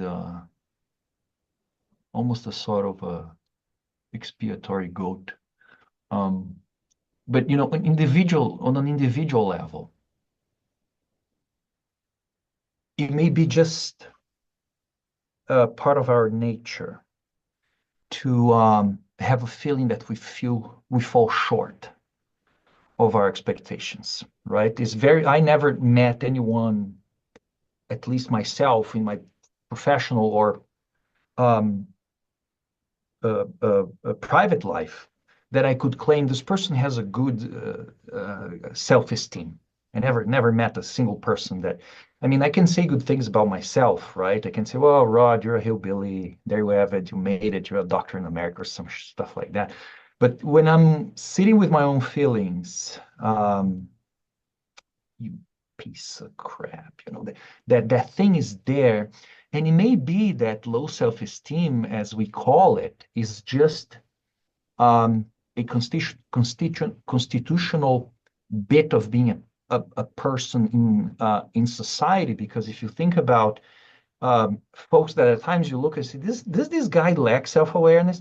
Maybe a bit of low self-esteem is like a motor brake, when you're driving a car and just take your foot off the engine and that kind of per se starts slowing down. to live in society because it's delicate, right? I'm particularly I've met criteria for borderline personality syndrome half of my life, and social interactions for me are always very very delicate. I'm very careful with just because I respect my nature. I'm very careful with people I let in my life and things like that. Um, but maybe because of that, the value and I think there's another component I want to share is that we also have in our nature to attribute meaning to things, right? If you're driving to work and you see like tire marks and a destroyed traffic sign, you go like, oh, a car lost its driver lost control here. Or if you see a collision, we immediately think maybe he was on a phone or something. We have to give a meaning to what we're seeing. I think the guy that best described that was Umberto Eco on The Name of the Rose, which is a delightful book about semiology, like how signs lead, how being in the world leaves a track. But because of those two things, when I am giving an excuse for my humanities, for my suffering, for my shortcomings, for the distinction between my expectations with life and what life actually is, that may be perceived as invaluable by people, right? You see, honey, is not that I'm a cheater, is that I have bipolar. It's not that I lashed out on you, is that I have bipolar. It's not that I hate my job and I don't, and I like to use some tough words, which trust me, I don't use that. Very rarely I use them in therapy, but you have to have guts to engage in movement in life. There's a price to pay for everything, right? So there's an emotional price to pay for everything. The price you pay for staying where you are is to continue to feel how you feel. But the price you pay for movement is you don't know what's going to happen, right? You turn your life into an adventure or into a quest or finding true love has a price. It could many prices. One of them could be to know that nothing will ever measure up to it. I don't know, but when I have a diagnosis, and that kind of gives meaning to my suffering, and also it also entails a passivity, right? So I think we have seen through history how forces take advantage of inherent suffering to exploit it, right? To say your teeth are not white enough all of a sudden. And then we have, in the last 20 years, everything is trying to whiten your teeth. Nothing really, but hey, so now you don't have hair enough. Oh, now we have all these therapies for your hair. Now you don't have muscles enough. Now you're not tall enough. And, so we as a society do that. Some things are good. Don't get me wrong. I think we get a lot of good things. I would love to find like some hair treatment that actually works. And I used to have long hair. It was wild days. But so I think we get easily hooked in this thing, right? But you would expect that when a commercial force comes to exploit our patients, you would expect that we as a professional class would say, no, we're not going there because I have a fiduciary duty with my patient, right? My payment comes from my patient. Oh, Rod, but you receive from Medicare. That's still tax money. Oh, the money always comes from my time is higher, so I have a fiduciary duty to my patient. You would expect my professional class would have said, no, we're not doing this. Not today. Nice try. But what happened historically is that you see American psychiatry determines psychiatry in the whole world. You can say, you can protest, do what you wish, but the way things are here will impact more than anything else how things are elsewhere. And what we have here is a country where corruption is legal because a lobby is legal, right? And that's one of the reasons I stay out of, I don't mix political ideology with my practice, because I can see how the right and the left play together to destroy the field. So when you and you know, if you can imagine how unpopular I am because of these ideas, but when you see how why we don't finance research with public money anymore, right? So this is a right-wing idea. Well, good. Let's not use tax money to fund research. Okay, who's going to fund research? Who's going to pay the salary of the doctor? The pharmaceutical company. So, oof, right? So it's like asking a guy that is a salesperson for Chevrolet, what's the best car in the market? He's going to say the Tahoe, of course. You know, Cadillac is the same company is going to say Cadillac is crap. Is the same Escalade is the same car. So that happened, right? And how the left wing ideology ruined our field by removing responsibility from human beings. And this is so difficult to convey. Why? Because I'm a member of the email list of critical psychiatry. And they were going through this, oh, you know, the orange man got elected and stuff and all their opinions. And I'm thinking, so then I emailed them, say, well, you know, Kamala got actually 4 times more money for her campaign than Trump from pharmaceutical companies, but also from Google and also from Apple and forgot which one was the. Well, media is maintained by pharmaceutical money because they put their ads there. Our publications are maintained by pharmaceutical company money. So, and then you take American workforce in psychiatry, 76% of shrinks are Democrats. They have no problem working for. So what happened, you would expect that we would have, and we did. Don't get me wrong, when you go through the history of psychiatry in the 70s and 60s, when the drugs started to come up, people said, oh, wait. But the push was such that every researcher in every single university in the United States was getting grants from pharma, right? So the push was such that as old generation of shrinks that had critical view start to kind of retire, new kids go through training, hearing these axioms, oh, depression is caused by a biochemical imbalance.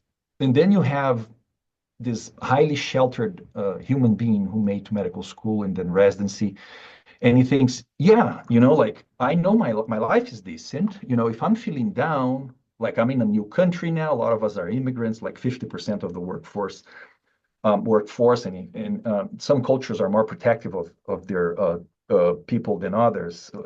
And then you're going to say, well, yeah, if you're feeling sad, something must be wrong. So we couldn't see through it, right? We couldn't see through it. And that's how it's a perfect storm, is like the gatekeepers failed. We failed. So when someone says, I didn't do so well, I don't do so well, here's your GAD-7 and the PHQ-9. You guys know what I'm talking about, those freaking scales for anxiety and depression, right? They started as screening questions, but they quickly converted into diagnostic tools. They don't take into account context. Did you feel sad in the last 2 weeks? Oh boy, yes, I did. Haven't you? Oh, so that must be this too depressed. So, okay, so why do I have to do? Don't worry, the responsibility is not yours. It's mine and of this pill, so you take this pill, right? So then you pop it. You pop the pill and you come back a month later and you feel that scale again and say, well, I'm still feeling anxious, right? And you can contrast, I don't like scales, but you could use a scale of quality of life where it says, or meaning life, where it says, do you have any friends? No, I'm lonely as hell, right? Okay, so I come back a month later and I didn't take a single step in making a friend. Now the responsibility is in the hands of people that actually can do something about it, the patient. as opposed to the shrink that says, oh, don't worry, my man, we have another 12 drugs to be trials plus another 10 to put on top of it. And I can give you an infinite amount of diagnosis and an infinite amount of combinations of drugs, like, because people come with these ideas. I'm looking for the right combination of drugs. And I wish I could answer, it's gin and a cigar on a weekend only, but not every day, right? Because have fun. You want to do drugs for fun? Please, just don't do every day. Our drugs are not even fun. You know, we know from research that they reduce your consequence-based learning. Okay, we know from research with human beings, and we know the research from animals that human beings and animals become insensitive to consequences, which in our psychological language is the same as saying you become impulsive. And then kids are given antidepressants and they have anger outbursts, they destroy half of the house, or they try to hang themselves, and they go like, huh, I wonder by what mechanism SSRIs cause suicidality. So that is the field that we are serving this master that doesn't even mind lying about it. Because you see, you take, for example, Seroquel. Seroquel, I never met any professional that would actually take Seroquel, because I asked that in my podcast, in my training, my mentorship, the people that I'm training now. If you had insomnia, would you take Seroquel? The people, no, because they know, right? And I say, now the question is not even why you're offering, is how come your patients are accepting when you offer? And the answer is we're not doing an informed consent. Because if you knew what I knew about this damn thing, you wouldn't take, right? So we find ourselves in this almost to do different, we have to be subversive. I shouldn't say that. I was told not to say that. I know this is a recording, but hey. But still ethically, I can sustain everything that I do, which is a very different way of working the field, right? I can sit in front of a judge and I can quote authors and numbers and things and say, okay, what are we doing here, right? But that information doesn't reach the public, because the information that reaches the public is financed, right? I tried, for example, I paid an ad on YouTube for my network where I explained the concept of tolerance and tachyphylaxis. I say, okay, you take a drug, and it doesn't make a lot of sense to take drugs chronically in psychiatry. I have nothing against the drugs, but just take every day doesn't make sense, because your brain's going to grow used to it and it's going to lose the impact, and I have to increase the dose. And we call the loss of the impact of a drug, we call it tachyphylaxis. And then I paid to show that to more viewers, right? But we know there's like AI runs these things, and they have AI doesn't come without values. It has values because it has the values of whoever's programming it. So it was blocked, and it said it's misinformation. Yeah. Right now it's not. I said, hey, I can quote every author you want. I can send you chunks of papers showing I'm not making this stuff up. But we are this is what we have. We have these groups, and we have people that sit in front of you, and you say your diagnosis is bogus. You don't have ADHD. Your job sucks, and then people at times they cry because you removed from them this. So this is why I suck at this thing. This is why I can't stand my job. This is why my performance is because I have ADHD. And when you look at what stimulants do, now we don't know a lot about the brain. The bits, one of the bits we know is that reinforcement is mediated by dopamine. So a kid that is distractible is actually looking for gratification, right? We are looking for gratification. That's why when we are in an airplane, we watch a movie or we listen to music. We're trying to kind of balance things out. But now I give you a drug that floods your brain with dopamine, and that search for gratification now is suppressed because you're swimming on dopamine. And what it does is you stop searching for gratification, you stop searching for reinforcement, you stop searching for whatever it is that you actually need, your dreams or aspirations. It's a obedience drug, right? That's what stimulants are. They are an obedience drug. They are a compliance drug. You take it, the Nazis came up with this thing, so it's beautiful. And besides that, even the antidepressants, neuter, I love that word because they literally reduces testosterone levels. And, men and women with lower testosterone, I mean, dude, life is already difficult. Are you going to remove sex from it? So what is that we're trying to do here, right? So that's why I like this meeting so much, because yes, and there's a chance that it causes a atrophy of the nucleus accumbens, which is one of the bits of the brain associated with motivation. So I do more tapers. So people come to me, I vet all the patients in my network. And if they say, oh, I just need my Adderall, I'll say, brother, we're not the network for you. I sell the information. Some people say, you're kidding me. I say, no. And then they come on board for tapers or to use once or twice a week. I'm just trying to reduce the damage. And but what people tell me is because I'm slowly stopping leaving anonymity because of this approach. People come to me and they say, I stopped my stimulants, but I can't do anything of my life anymore. I don't even know what I want anymore. And of course, you're suppressing a part of yourself for time enough that is biologically linked. And if you suppress something for time enough, you lose it, right? You lose it. So we would expect my professional class to be a gatekeeper of this insanity, but we got sold. I don't think it's going to last too long. That's the good news. I think the truth is, one thing about the truth is that it requires no effort, while lies need to be fed.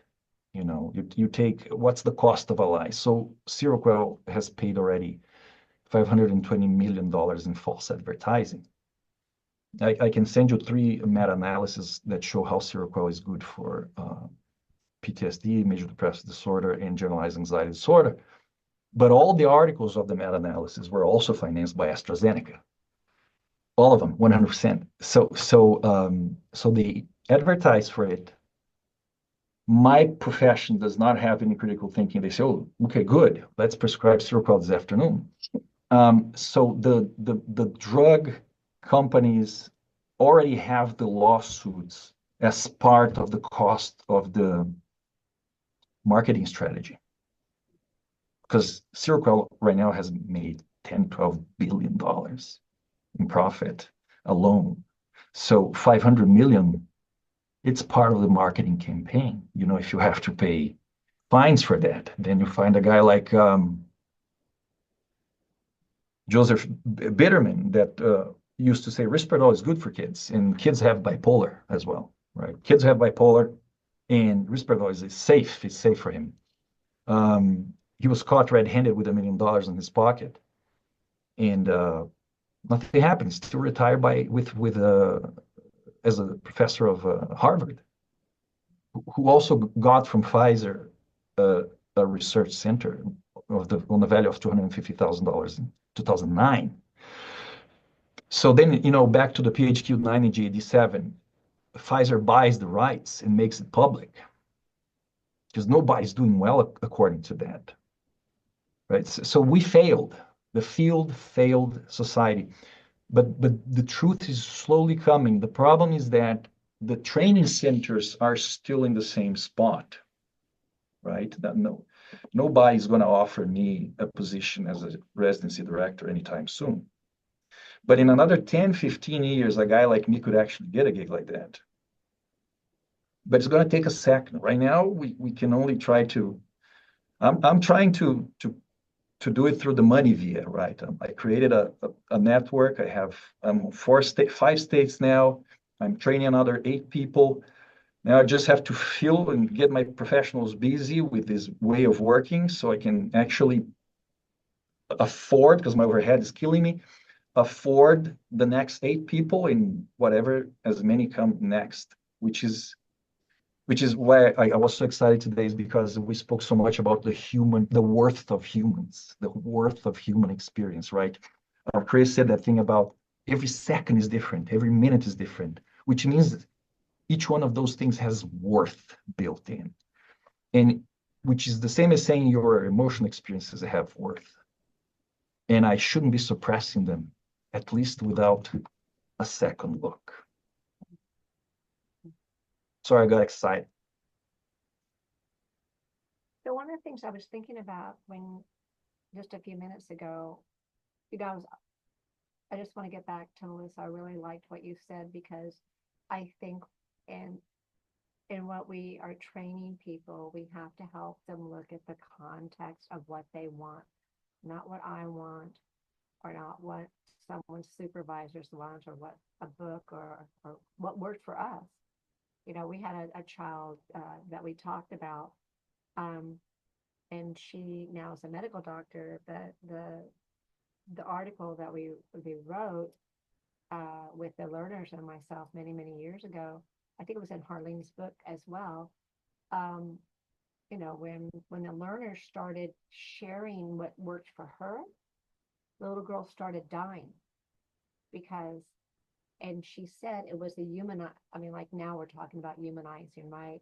And the possibilities. But I still remember at the end of this article, she said, Susan, Sherry, and Sally, but we were all S's, right? That we were a team. That made me feel like I was the next Robin Givens, you know, and Sally used to listen to records with her. I mean, CDs, you know, they're dates me, right? Like saying that people listen to records even. And she also said, which aligns with what Chris said, it was the unusual opportunities, right? To be able to be with somebody. How do we, and Rod, I'm going to ask this of you and everybody, how do we put what we do into 45 minutes, these artificial times? Because I know that my team and I, that, you know, maybe we get together once a week, but even when it's not my team, I'm spending lots of time with people to be able to talk with them about what is causing them so much pain that maybe they don't want to live. It's not that somehow, thank you so much. Thank you so much for coming. Until next time. It's not that, you know, there's a madness to saying, you know, why I've never hospitalized somebody, right? It's not that someone doesn't want to kill themselves, or they're not having psychotic, you know, whatever, or things aren't really horrible, or people are throwing things at each other, or what. But it's that time, you know, we have this artificial sense of what is going to make somebody asymptomatic. It's got to make somebody have the dreams of their lives, of all sorts of things. Like when I heard Monique saying 3 years, you know, I was like, oh, that's 3 years. You know, like people would accuse us, right, of wanting to see somebody for a long period of time. But if you're journeying with someone, and perhaps it's like what Chris was saying, is it's like a rhizome. So at first it might be this, and then it might be this, and then it might be this, and then it might be this. And then we're not ever in their lives again. And we might be, you know, have fond memories of each other and things like that. But I think just how we narrow down what we're doing. And I heard somebody say, that was a former learner, you know, high acuity clients need, or patients need to be treated a different way than other people. And I think when I go in, I'm the same way. Not that I'm the same way for everybody, but my presence isn't looking for high acuity or not high acuity. It's kind of looking to what Melissa was saying, that like, what is outstanding for that person? And it might be from moment to moment. I always say the conversations might lead in a different way if, you know, depending on what I had to eat that morning. I don't know. You know, it's like, because I join in their conversations. I join in what's happening. And together there's this, you know, I think Harlene has talked about the mutual puzzling, but, you know, it's this narrative relationship on trying to find out what is just helpful for even that day, not helpful for the rest of their life. And you know, so and when I think about, you know, I might have talked about this before, but Harry wanted me to do my dissertation on like what was going to happen from these kids being placed on medicine and then, onward. And I think we already know that. We have a society in the United States that everybody's taking a pill. The kids first get the ADHD diagnosis, and then they get the bipolar diagnosis, and then they get the psychotic diagnosis. And they weren't able to lead their lives just as some savage kid, that's savage off and on or whatever. We're also incredibly different. I had this story of that when my daughter was, like when she was in second grade at this massive private school, and I loved it. They had art. It was so pretty, and it was close to my home. And second grade, they had a teacher that had only taught preschool, and so she said my daughter was ADHD, and I'm like, well, she did really well in first grade, and so of course that didn't have any legitimacy, and they felt sorry for me, like, oh well, there's nothing to be ashamed of. And I'm thinking, well, it's a nightmare for me. And so what I did, I asked the teacher, well, what can I do to help with that? And she said she didn't want her and to be last in line. She wanted to put her stuff in the caddy. There was a third request. And so I just went home and I said, your teacher, sweetheart, is just like implementing, these new things for children. And I just want you to kind of know what it is. And one is you have to be in the middle of the line. She's in second grade. I can tell her anything. She believes in Santa Claus, and I said, you've got to scoot the kids out, if you're not in the middle of the line, because she was the only child, and then I brought the woman flowers every Friday because I knew she was very isolated. I knew that, when I first had my first teachers conference, she said she didn't like adults. And I thought, I bet she's not getting flowers on a Friday. And by the time I left, it was fine. There was no more complaints. But I took her to another school because, there was already a rumor going on, like we had talked in the very beginning of this. And so I didn't take any records, sent her to the new school, and ADHD was never something that anybody ever mentioned again. But I felt very frightened for what could have happened, with that, because I knew what it led into. So we're in a mess, we're in a pickle. And I want to share your enthusiasm, but I've kind of seen things not go so well. I don't know how people feel about this, but euthanasia was passed in the UK on Friday, and I cried. I wept because the people that we have seen, or that I've come into contact, that my staff has come into contact over the last 20 years, and I came into contact 20 years before that, easily they had those type of diagnoses. And so, I don't know, those are the things that worry me, because of course, with it being more accepted in the UK, California already has that open, that the euthanasia can occur for mental health. They're just waiting for the opportunity for these things to become more mainstream. And so, And Canada has it too. yes, Canada has it, and The Belgium. Netherlands has it.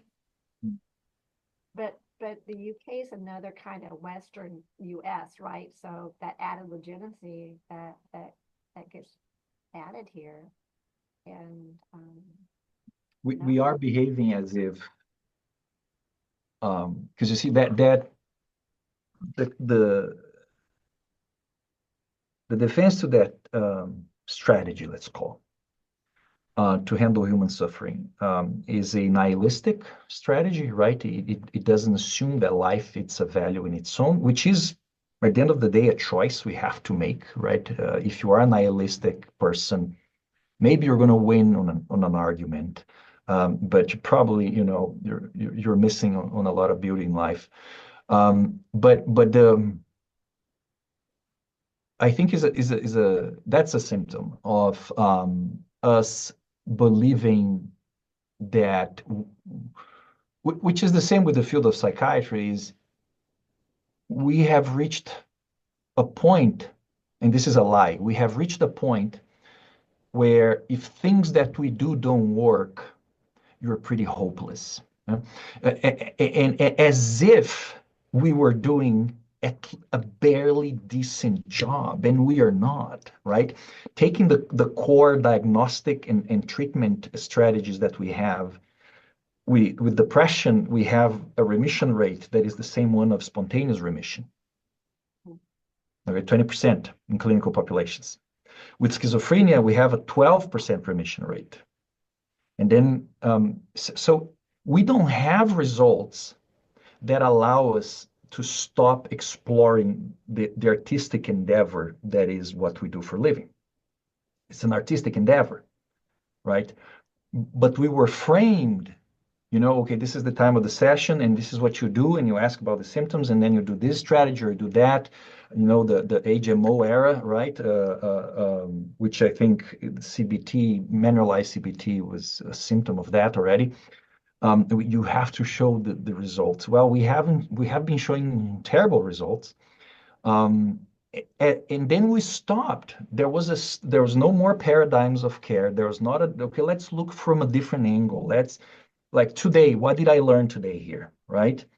How can I instill a sense of worth in my patient, right? That's what I learned today. How many thousand ways can I come up with strategies to instill, to inspire, to instill a sense of worth in my patients?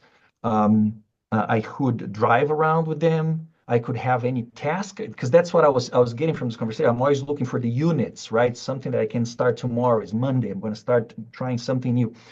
But then people say, well, do you have a randomized controlled trial for that? And the matter is that the randomized controlled trial, the double blind, only favors use of drugs, because you cannot put the whole therapy inside of a capsule and not put inside of another capsule and say, hey, take this, which, by the way, is the only reason why drugs work, is because the group that has side effects believes is taking the medication, and that accounts for the small difference between placebo and drugs, actually. If you reach Erwin Kirsch, he says there's no drug effect, it's all placebo, right? So all the antidepressants are placebo, basically. So, but we stopped exploring ideas as if we were doing a great job, and we're not. It sucks, So okay, so if you have received the top-notch modern treatment in mental health, and you're still miserable, we're going to let you kill yourself, right? We're going to say it's okay. We're going to help you die. And I'm a deeply religious guy. At times I have a hard time not seeing evil forces at play.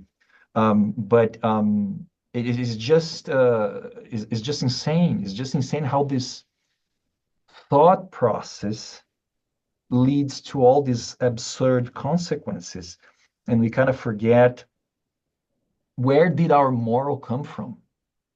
Our sense of right and wrong when did we stop sacrificing? Why did we stop sacrificing people or animals to gods and started to sacrifice our wishes and desires? And when do we stop paying that price, right? To say, I'm not going to kill this person as a sacrifice to the gods, and instead I'm going to give up violence. I'm going to give up some of my, and that has a root in our religious history. We don't have to be religious to agree that morals are pretty cool, and they also allow us a lot of flexibility when it comes to living life, because if you look into Freud, civilization and its discontents, that's what he writes about. Say, what is it like to be an animal living in a society full of rules? But we have our escapes, right? We have ways to be like, today I'm going to be an animal, right? I'm going to do this thing. I'm going to satisfy this desire that I have. That's kind of reprovable, but we have our rules to do that in safe ways, and make life possible in society at the same time that I don't kill myself because my life gets too boring, right? But there's no like, okay, the artistic endeavor that is our profession became this facade of efficacy, you know, as opposed to be a celebration of our differences, maybe something that could actually make a difference in people's lives. I don't know. Mhm. When I think I was talking with Megan about that this morning, and about the idea of euthanasia, and what I find is that in our field, somewhere along the line, we thought that we could tell people who to get out of their lives. You don't need to be with your husband. You don't need to be with your wife. You don't need to be with your parents. You don't need to be with this. They're narcissistic. They're toxic. They're this, they're that. It was really pretty profound in the 80s that you had clinicians telling their clients to write letters to their parents and stand up for themselves, right? To push those boundaries so that their parents would treat them better. Usually what happened, there was a cutoff. So you don't have parents. I talk to people that haven't, it's not uncommon sometimes that they haven't talked to their parents for 7 to 10 years or more, and you wonder what was, and most of the people that I've talked to, they have been in services or mental suffering or whatever the name is that we're trying to portray. And so, my fear is that you're going to be getting these kids that had ADHD, and then they had bipolar, and then they have psychosis, and then they're cut off from their parents. They're cut off so many people, because you're getting people in the 24 range, right? The 24 age, a lot of women, very, very, and they're given an explanation that unfortunately the severe stress they had caused them to have a disease. So now it's because it used to be like the PTSD was a safe one to throw out, right? But now with the complex PTSD and all of this kind of stuff, the more they learn, the clinician learns about the background, the more the more that everything just becomes much worse. It used to be, it was almost safe to tell, your clinician what was wrong, but that diagnosis, as I think it was Christina or someone said 4 different types of diagnoses. Like, this is just, you just go, wow, but then that my wow turns into danger. You have 4, like, actually, if you don't mind me saying so, but you wrote something with me on that a diagnosis was like a death sentence. Once you get that, do you want to talk about that just briefly, because I brought it up? Are you talking to me or to Dr. Nardi? I'll talk to Ashley about when she that it was a death sentence. And I don't know. There you are. Hi. Yeah, I mean, a mental illness diagnosis, I've stated as being a death sentence because it limits your beliefs on your personal capabilities and destroys your sense of autonomy and your ability to be able to be confident in the power that you have as a person. I know that personally, being told, oh, you're just depressed, you're just going to be like, it's just going to be hard for you to get out of bed. That just made me give up as a kid on, it wasn't that I was being bullied at school. It was because of chemicals in my brain. And when you tell someone, and you're in a position of power, and especially with kids, you're just going to have this automatic sense of authority. They're going to believe you whatever you say is at that point gospel. Like, you have a doctorate degree, you're just older than them, you have more wisdom. So, telling a little kid they're bipolar, depressed, ADHD, you're giving them all these like really huge concepts that it's difficult to wrap your brain around, and they're just gonna believe it. And it's crazy seeing this culture that has emerged from um, people identifying with these labels and creating almost like social groups surrounding them, or satire surrounding, oh, that's just my ADHD, haha, I just forget things. Or it's not that I'm human and I have a lot of things on my mind, or it's not that my grandmother died, so I can't get out of bed because I'm tired. I'm just emotionally exhausted, or I'm in a career that's unfulfilling, or yeah, I'm getting bullied at school, or any of those things. It's the chemicals in your brain, which is not fair. We're human. All of our feelings have a root in something, and that's the journey that I've come to walk with, is that all of my feelings are valid. And yes, it's going to require a lot of work to create a life that you want to live, and that gets you excited to get out of bed and gets you excited to participate in the world, but it's not impossible.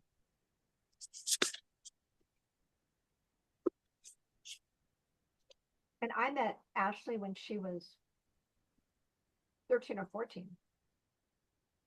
And,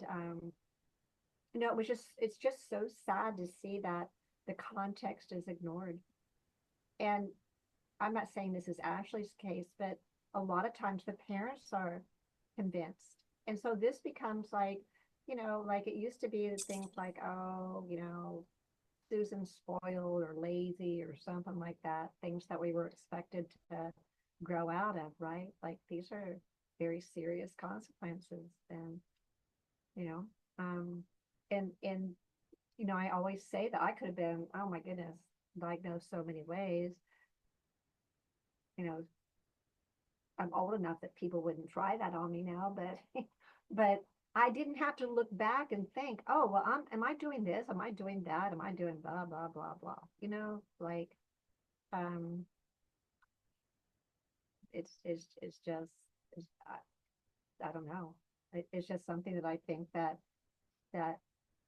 I don't know if I have 10 or 15 years to see the changes there, like we need changes, what we can do, and that's what Joanna left off talking about, because she has some siblings that got caught up in this.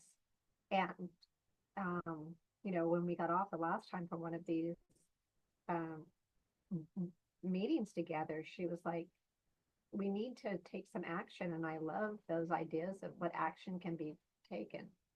I just want to kind of also shout out to the teams that we're able to work with at times. Not always do we work with a team, but like Ashley was with us on a case very recently, and being able to say, hey, that happened to me when I was like young and fine. And, it helps having these different voices, to, and I'm not saying for everybody, but, that's why AA was so darn helpful, right? And Weight Watchers and all these kind of things, right? Because it was like, you could have somebody up there that was a clinician saying things, but when you have people that actually have went through some of those steps, they don't just like magnificent, like it does make you kind of be like, like maybe maybe it's not what that person in a white coat or clicky heels or whatever, said was my future. So Joanna, do you want to just like give us a few minutes on what you'd like to see done?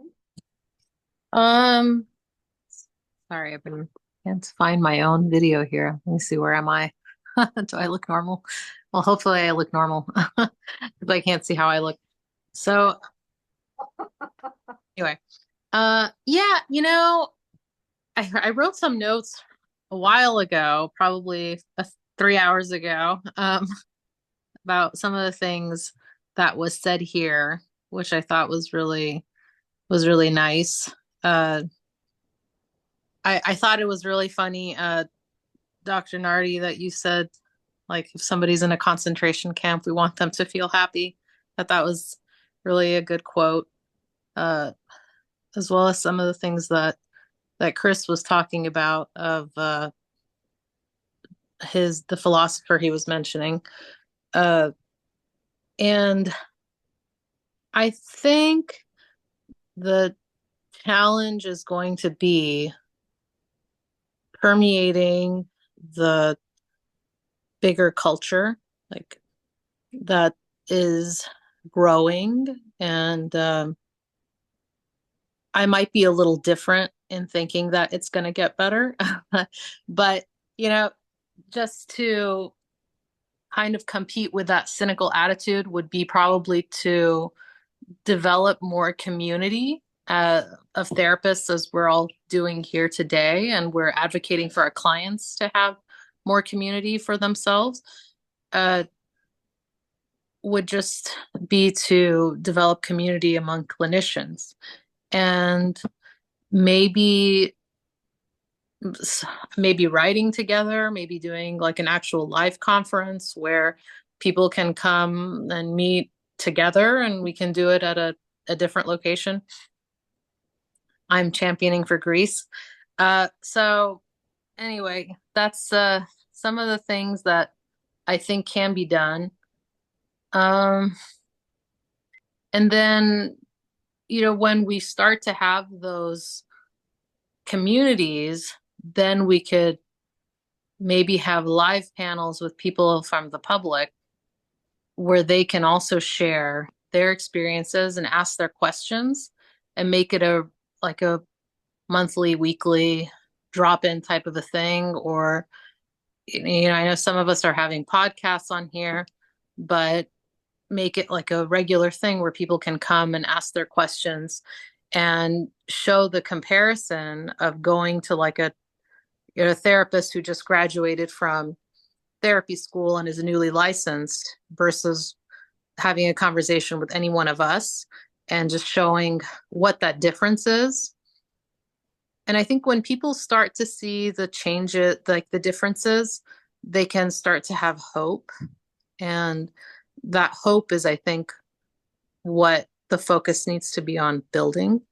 So those are just some of my reflections. It was nice to meet Dr. Swim many years ago. My brothers got really badly caught up in the mental health system, and I could sadly say that they did everything. And my parents were good parents. They were listening to all the psychiatrists and the psychologists, and nothing helped. And so, 30 years later, luckily I have two brothers. I saw one of them just decided to change his life, and the other one is still struggling. And I still talk about it with Dr. Swim, and we have some ideas, but I'm not hopeless. I still feel like there's hope, even though it's been so long. I still feel I'm probably, like, me and my mom are probably the only two believers that there's change for him. But I think having that community, having some building hope with people in the general public, having them see success, and success breeding success, and helping them find people that are positive around them, and having a live conference in Greece are all good ideas. All right. Thank you. And so I didn't know, like, Ma didn't get a chance to talk, and Jenny, and I didn't know if there was something that either of you would like to talk about.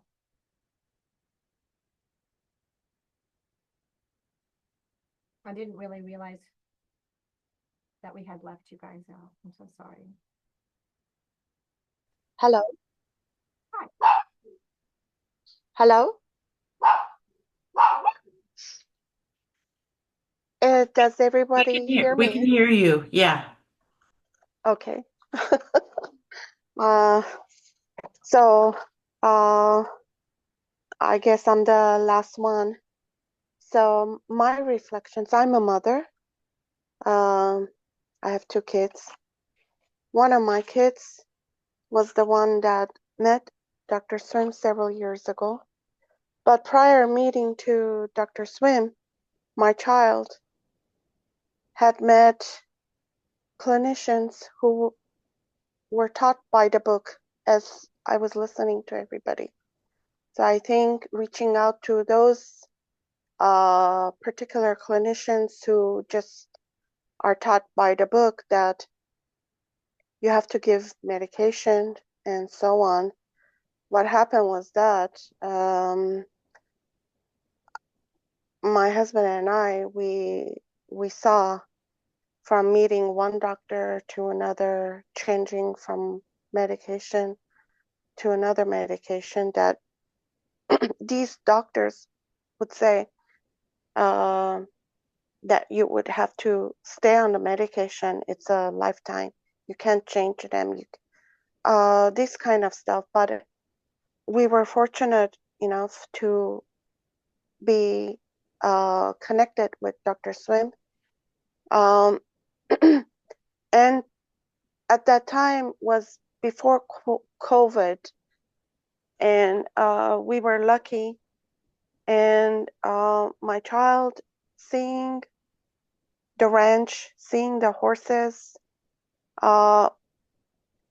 always my child, even till now, thank God, she's alive, and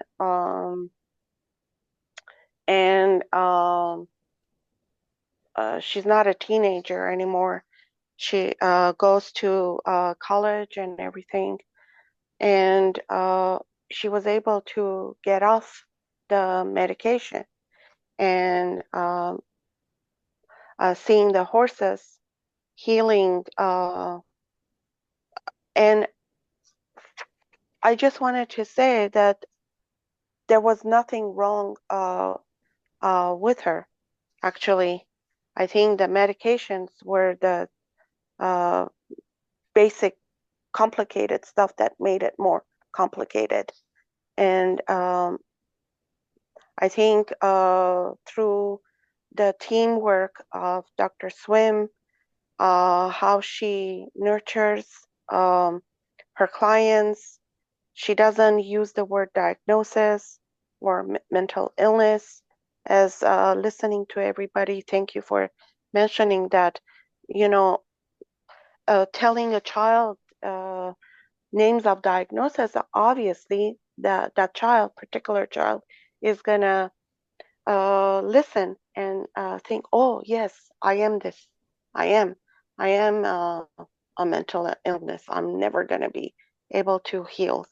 That's not the approach that Dr. Swim has instilled in my child. Thank God for that. And she was able to heal. She's thriving. She's learning. It was a tough road, but all I can say, she was lucky to have met Dr. Swim, and that that we did not have to stay with those radical treatment doctors and whatnot. And hopefully my testimony, my child's testimony, helps people like you and higher educated doctors will teach and outreach to others too. Thank you. That was very beautiful. Thank you so much. I appreciate all the stories that we've all been able to share. Like, I do want to create a time that we can do this for longer periods of time, because sometimes I don't know if people have the opportunity that their story is told in the way that they want to tell it, and that we're honoring that the richness. You know, I know with with this wonderful woman that things happened that were just so almost hard to understand how they could happen. But you know, Melissa, I always go back to what you said. You know, like where when I was learning to be a young clinician, and this I think came from Harry. It was do not look at the progress notes. Do not look at, you know, what other people have said, you know. And I remember a couple of times I cheated and did that, and like it does it influences us, you know. And so I've never taken a note in front of a client. I've never thank you so much, everyone, so much. I've never taken notes. I mean, like I've had conversations, you know, when you're writing down notes. I mean, I've got a pretty good memory. I can remember afterwards, like things. And who are you writing the note for, right? Because they're fake notes. Because how can you write a note that encompasses the richness of dialogue and relationships? And you know, it's really is my firm belief that everybody can heal and has the opportunity to heal. It's been my lived life, and yeah, it's not how I want someone to heal. It's how, and I can't be a wise woman. You know, we have to walk with and journey with those who are seeking our services, because they are the ones that can tell us how they want life to be different. We can ask, but nobody wants my life. And someone said to me recently, it's the people that were possibly the former clients, or we have recovery coaches here, that they're bullhorns. Their voices are so important. It's not our voice. It's not my voice. It's their voice that's so important. And I think, Joanna, that's another thing, is that you were talking about podcasts. How do we invite people in and we're all doing a podcast together? That it's not, you know, I love that we have our own workplaces, right? But how do we become more of a community? And the other thing that I was thinking just very quickly, Christina, it was that when Monique was talking, I was thinking about how do we get research on this, right? Because what if that was something that the legal systems could look at, not only where you're at, but in the United States. You know, she had such a short time, relatively, to be with these women that made lasting influences on her. You know, I have this story, and I'll end with that unless you guys want to talk about something else. But I remember, you know, Harry, before he died, he met with somebody in Norway that was a merchant marine, and he was having some, what people would call psychotic symptoms. So whenever you would go, or he would go to different countries, they'd always, you know, drum up the hardest problem that they could find, or the person that they felt had the hardest problem. So this was a guy that was, I guess, in and out of hospitals and all this kind of stuff very frequently. And he had did some things accordingly that he wasn't proud of, and it kind of reverberated back into his family and things like that. And I remember the team from Norway called up and said, this guy's doing so much better after that one time of meeting with you, and he would like to talk to Harry. Well, Harry had passed away. And so we asked if maybe that either the therapist or the gentleman could write us and let us know what was helpful. Because that was one of the things Tom Anderson said, every moment is an opportunity for research. And so the guy wrote back and said, you know, whereas all the other people would be like, trying to ask me about what date it was, or what is this or that, or is this an ashtray, or, just treating you basically so inhumanely, or what he felt was inhumanely, even though these were very earnest clinicians, that Harry said to him, a man has to do what a man has to do. It was such a humanizing response. And who knows what that conversation was that elicited that response from Harry. But whatever it was, that guy started thinking about him as a human and not as some disease process. So I want to thank everybody for coming today. I hope this is the beginning of a beautiful relationship for all of us together to continue on this journey to see how we can help provide other people opportunities to think about these type of ideas that were created today. So my love to everybody. And yeah, right? So let's come together with some ideas. I would love if people would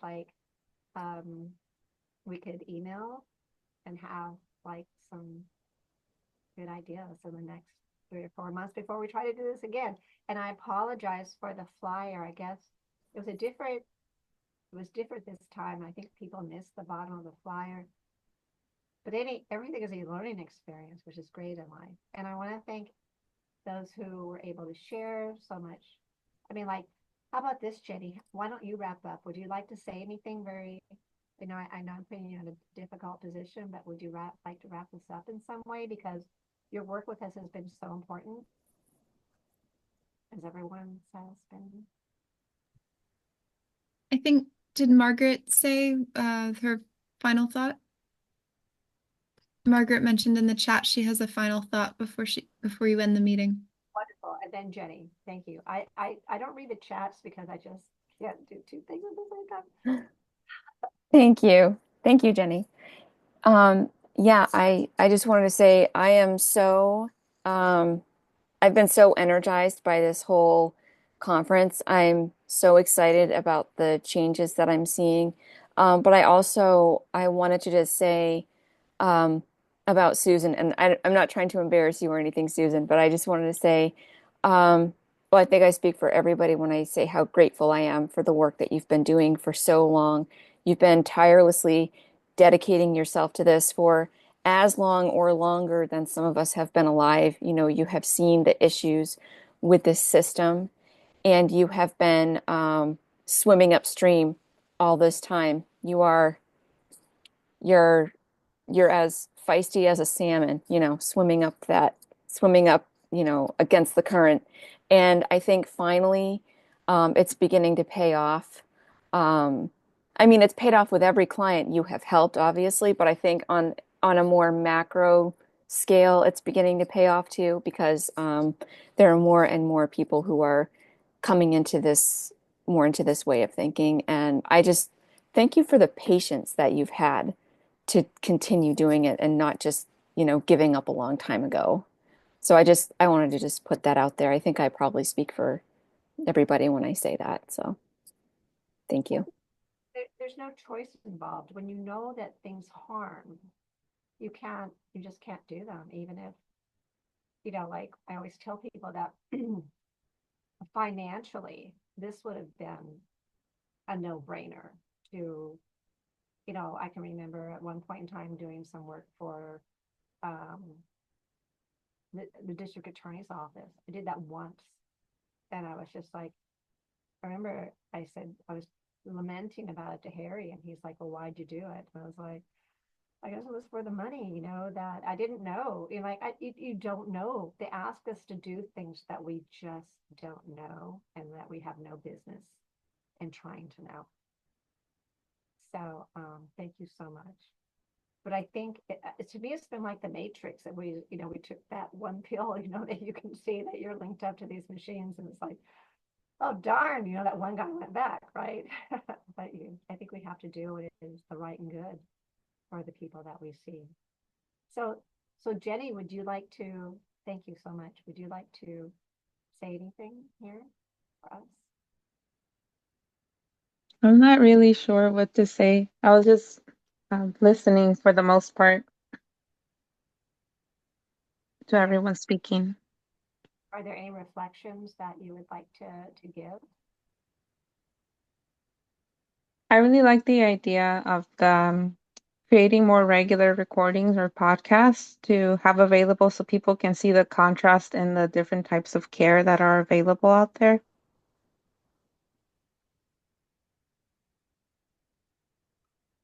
You know, it's been so helpful having you to accompany us, Jenny, with our journey. Jenny works with the school systems, and so it's been very helpful. You know, I don't know if people know how daunting it is for people to have had a mental illness label and then try to go to school, try to go to college. It is incredibly daunting. And having her inside information and comfort and her nurturing has sent many a person into higher education. Not that everybody has to do higher education, but a lot of these are women. And I think guys kind of get away with, construction working and being an electrician, but that's easy for us at times. And just so many wonderful stories and endeavors can be done just to give people hope that they didn't hear before. And again, when you hear from other people that are going to school, Ashley helped us with that as well. Just having, it's like sprinkling magic hope, like I can't say, oh, well, gee, I went to school a long time ago. I made it through. It's a lot different when you have people that are closer in age and things like that in the team. So I thank everybody today, and yeah, we'll schedule this soon. Go ahead. And maybe, I don't know, like try to find a way to have a way of communicating with each other. Was somebody going to say something, Ashley? Or Oh, yeah, I just unmuted myself because I wanted to as well thank everyone. And I hope we continue these conversations. And I wanted to remind everyone that we are a nonprofit. We put everything into the people we care for. And it's very emotionally rewarding work to see the people we work with to grow and to succeed, like knowing that we got people into college and people are no longer bound to these labels. So I just wanted to put in a little PSA. If you're watching this on YouTube or if you're in person, please donate to our nonprofit so that we can keep doing the magic we do. yes, we have it on. We have a fundraiser right now on Facebook, and underneath now I see a person, and then we have PayPal. I now see a person. We have Venmo. We have cash. That's another story. But yeah, thank you so much for me. I gave. Thank you. Thank you. Thank you. Okay. So wonderful. So we'll be in conversation soon then. Yes. Okay. So thank you so much. Happy holidays and good rest. And thank you everybody for the immense self-disclosure. It is so important. Like I value it so much, and I value all of the people here today. So thank you so much.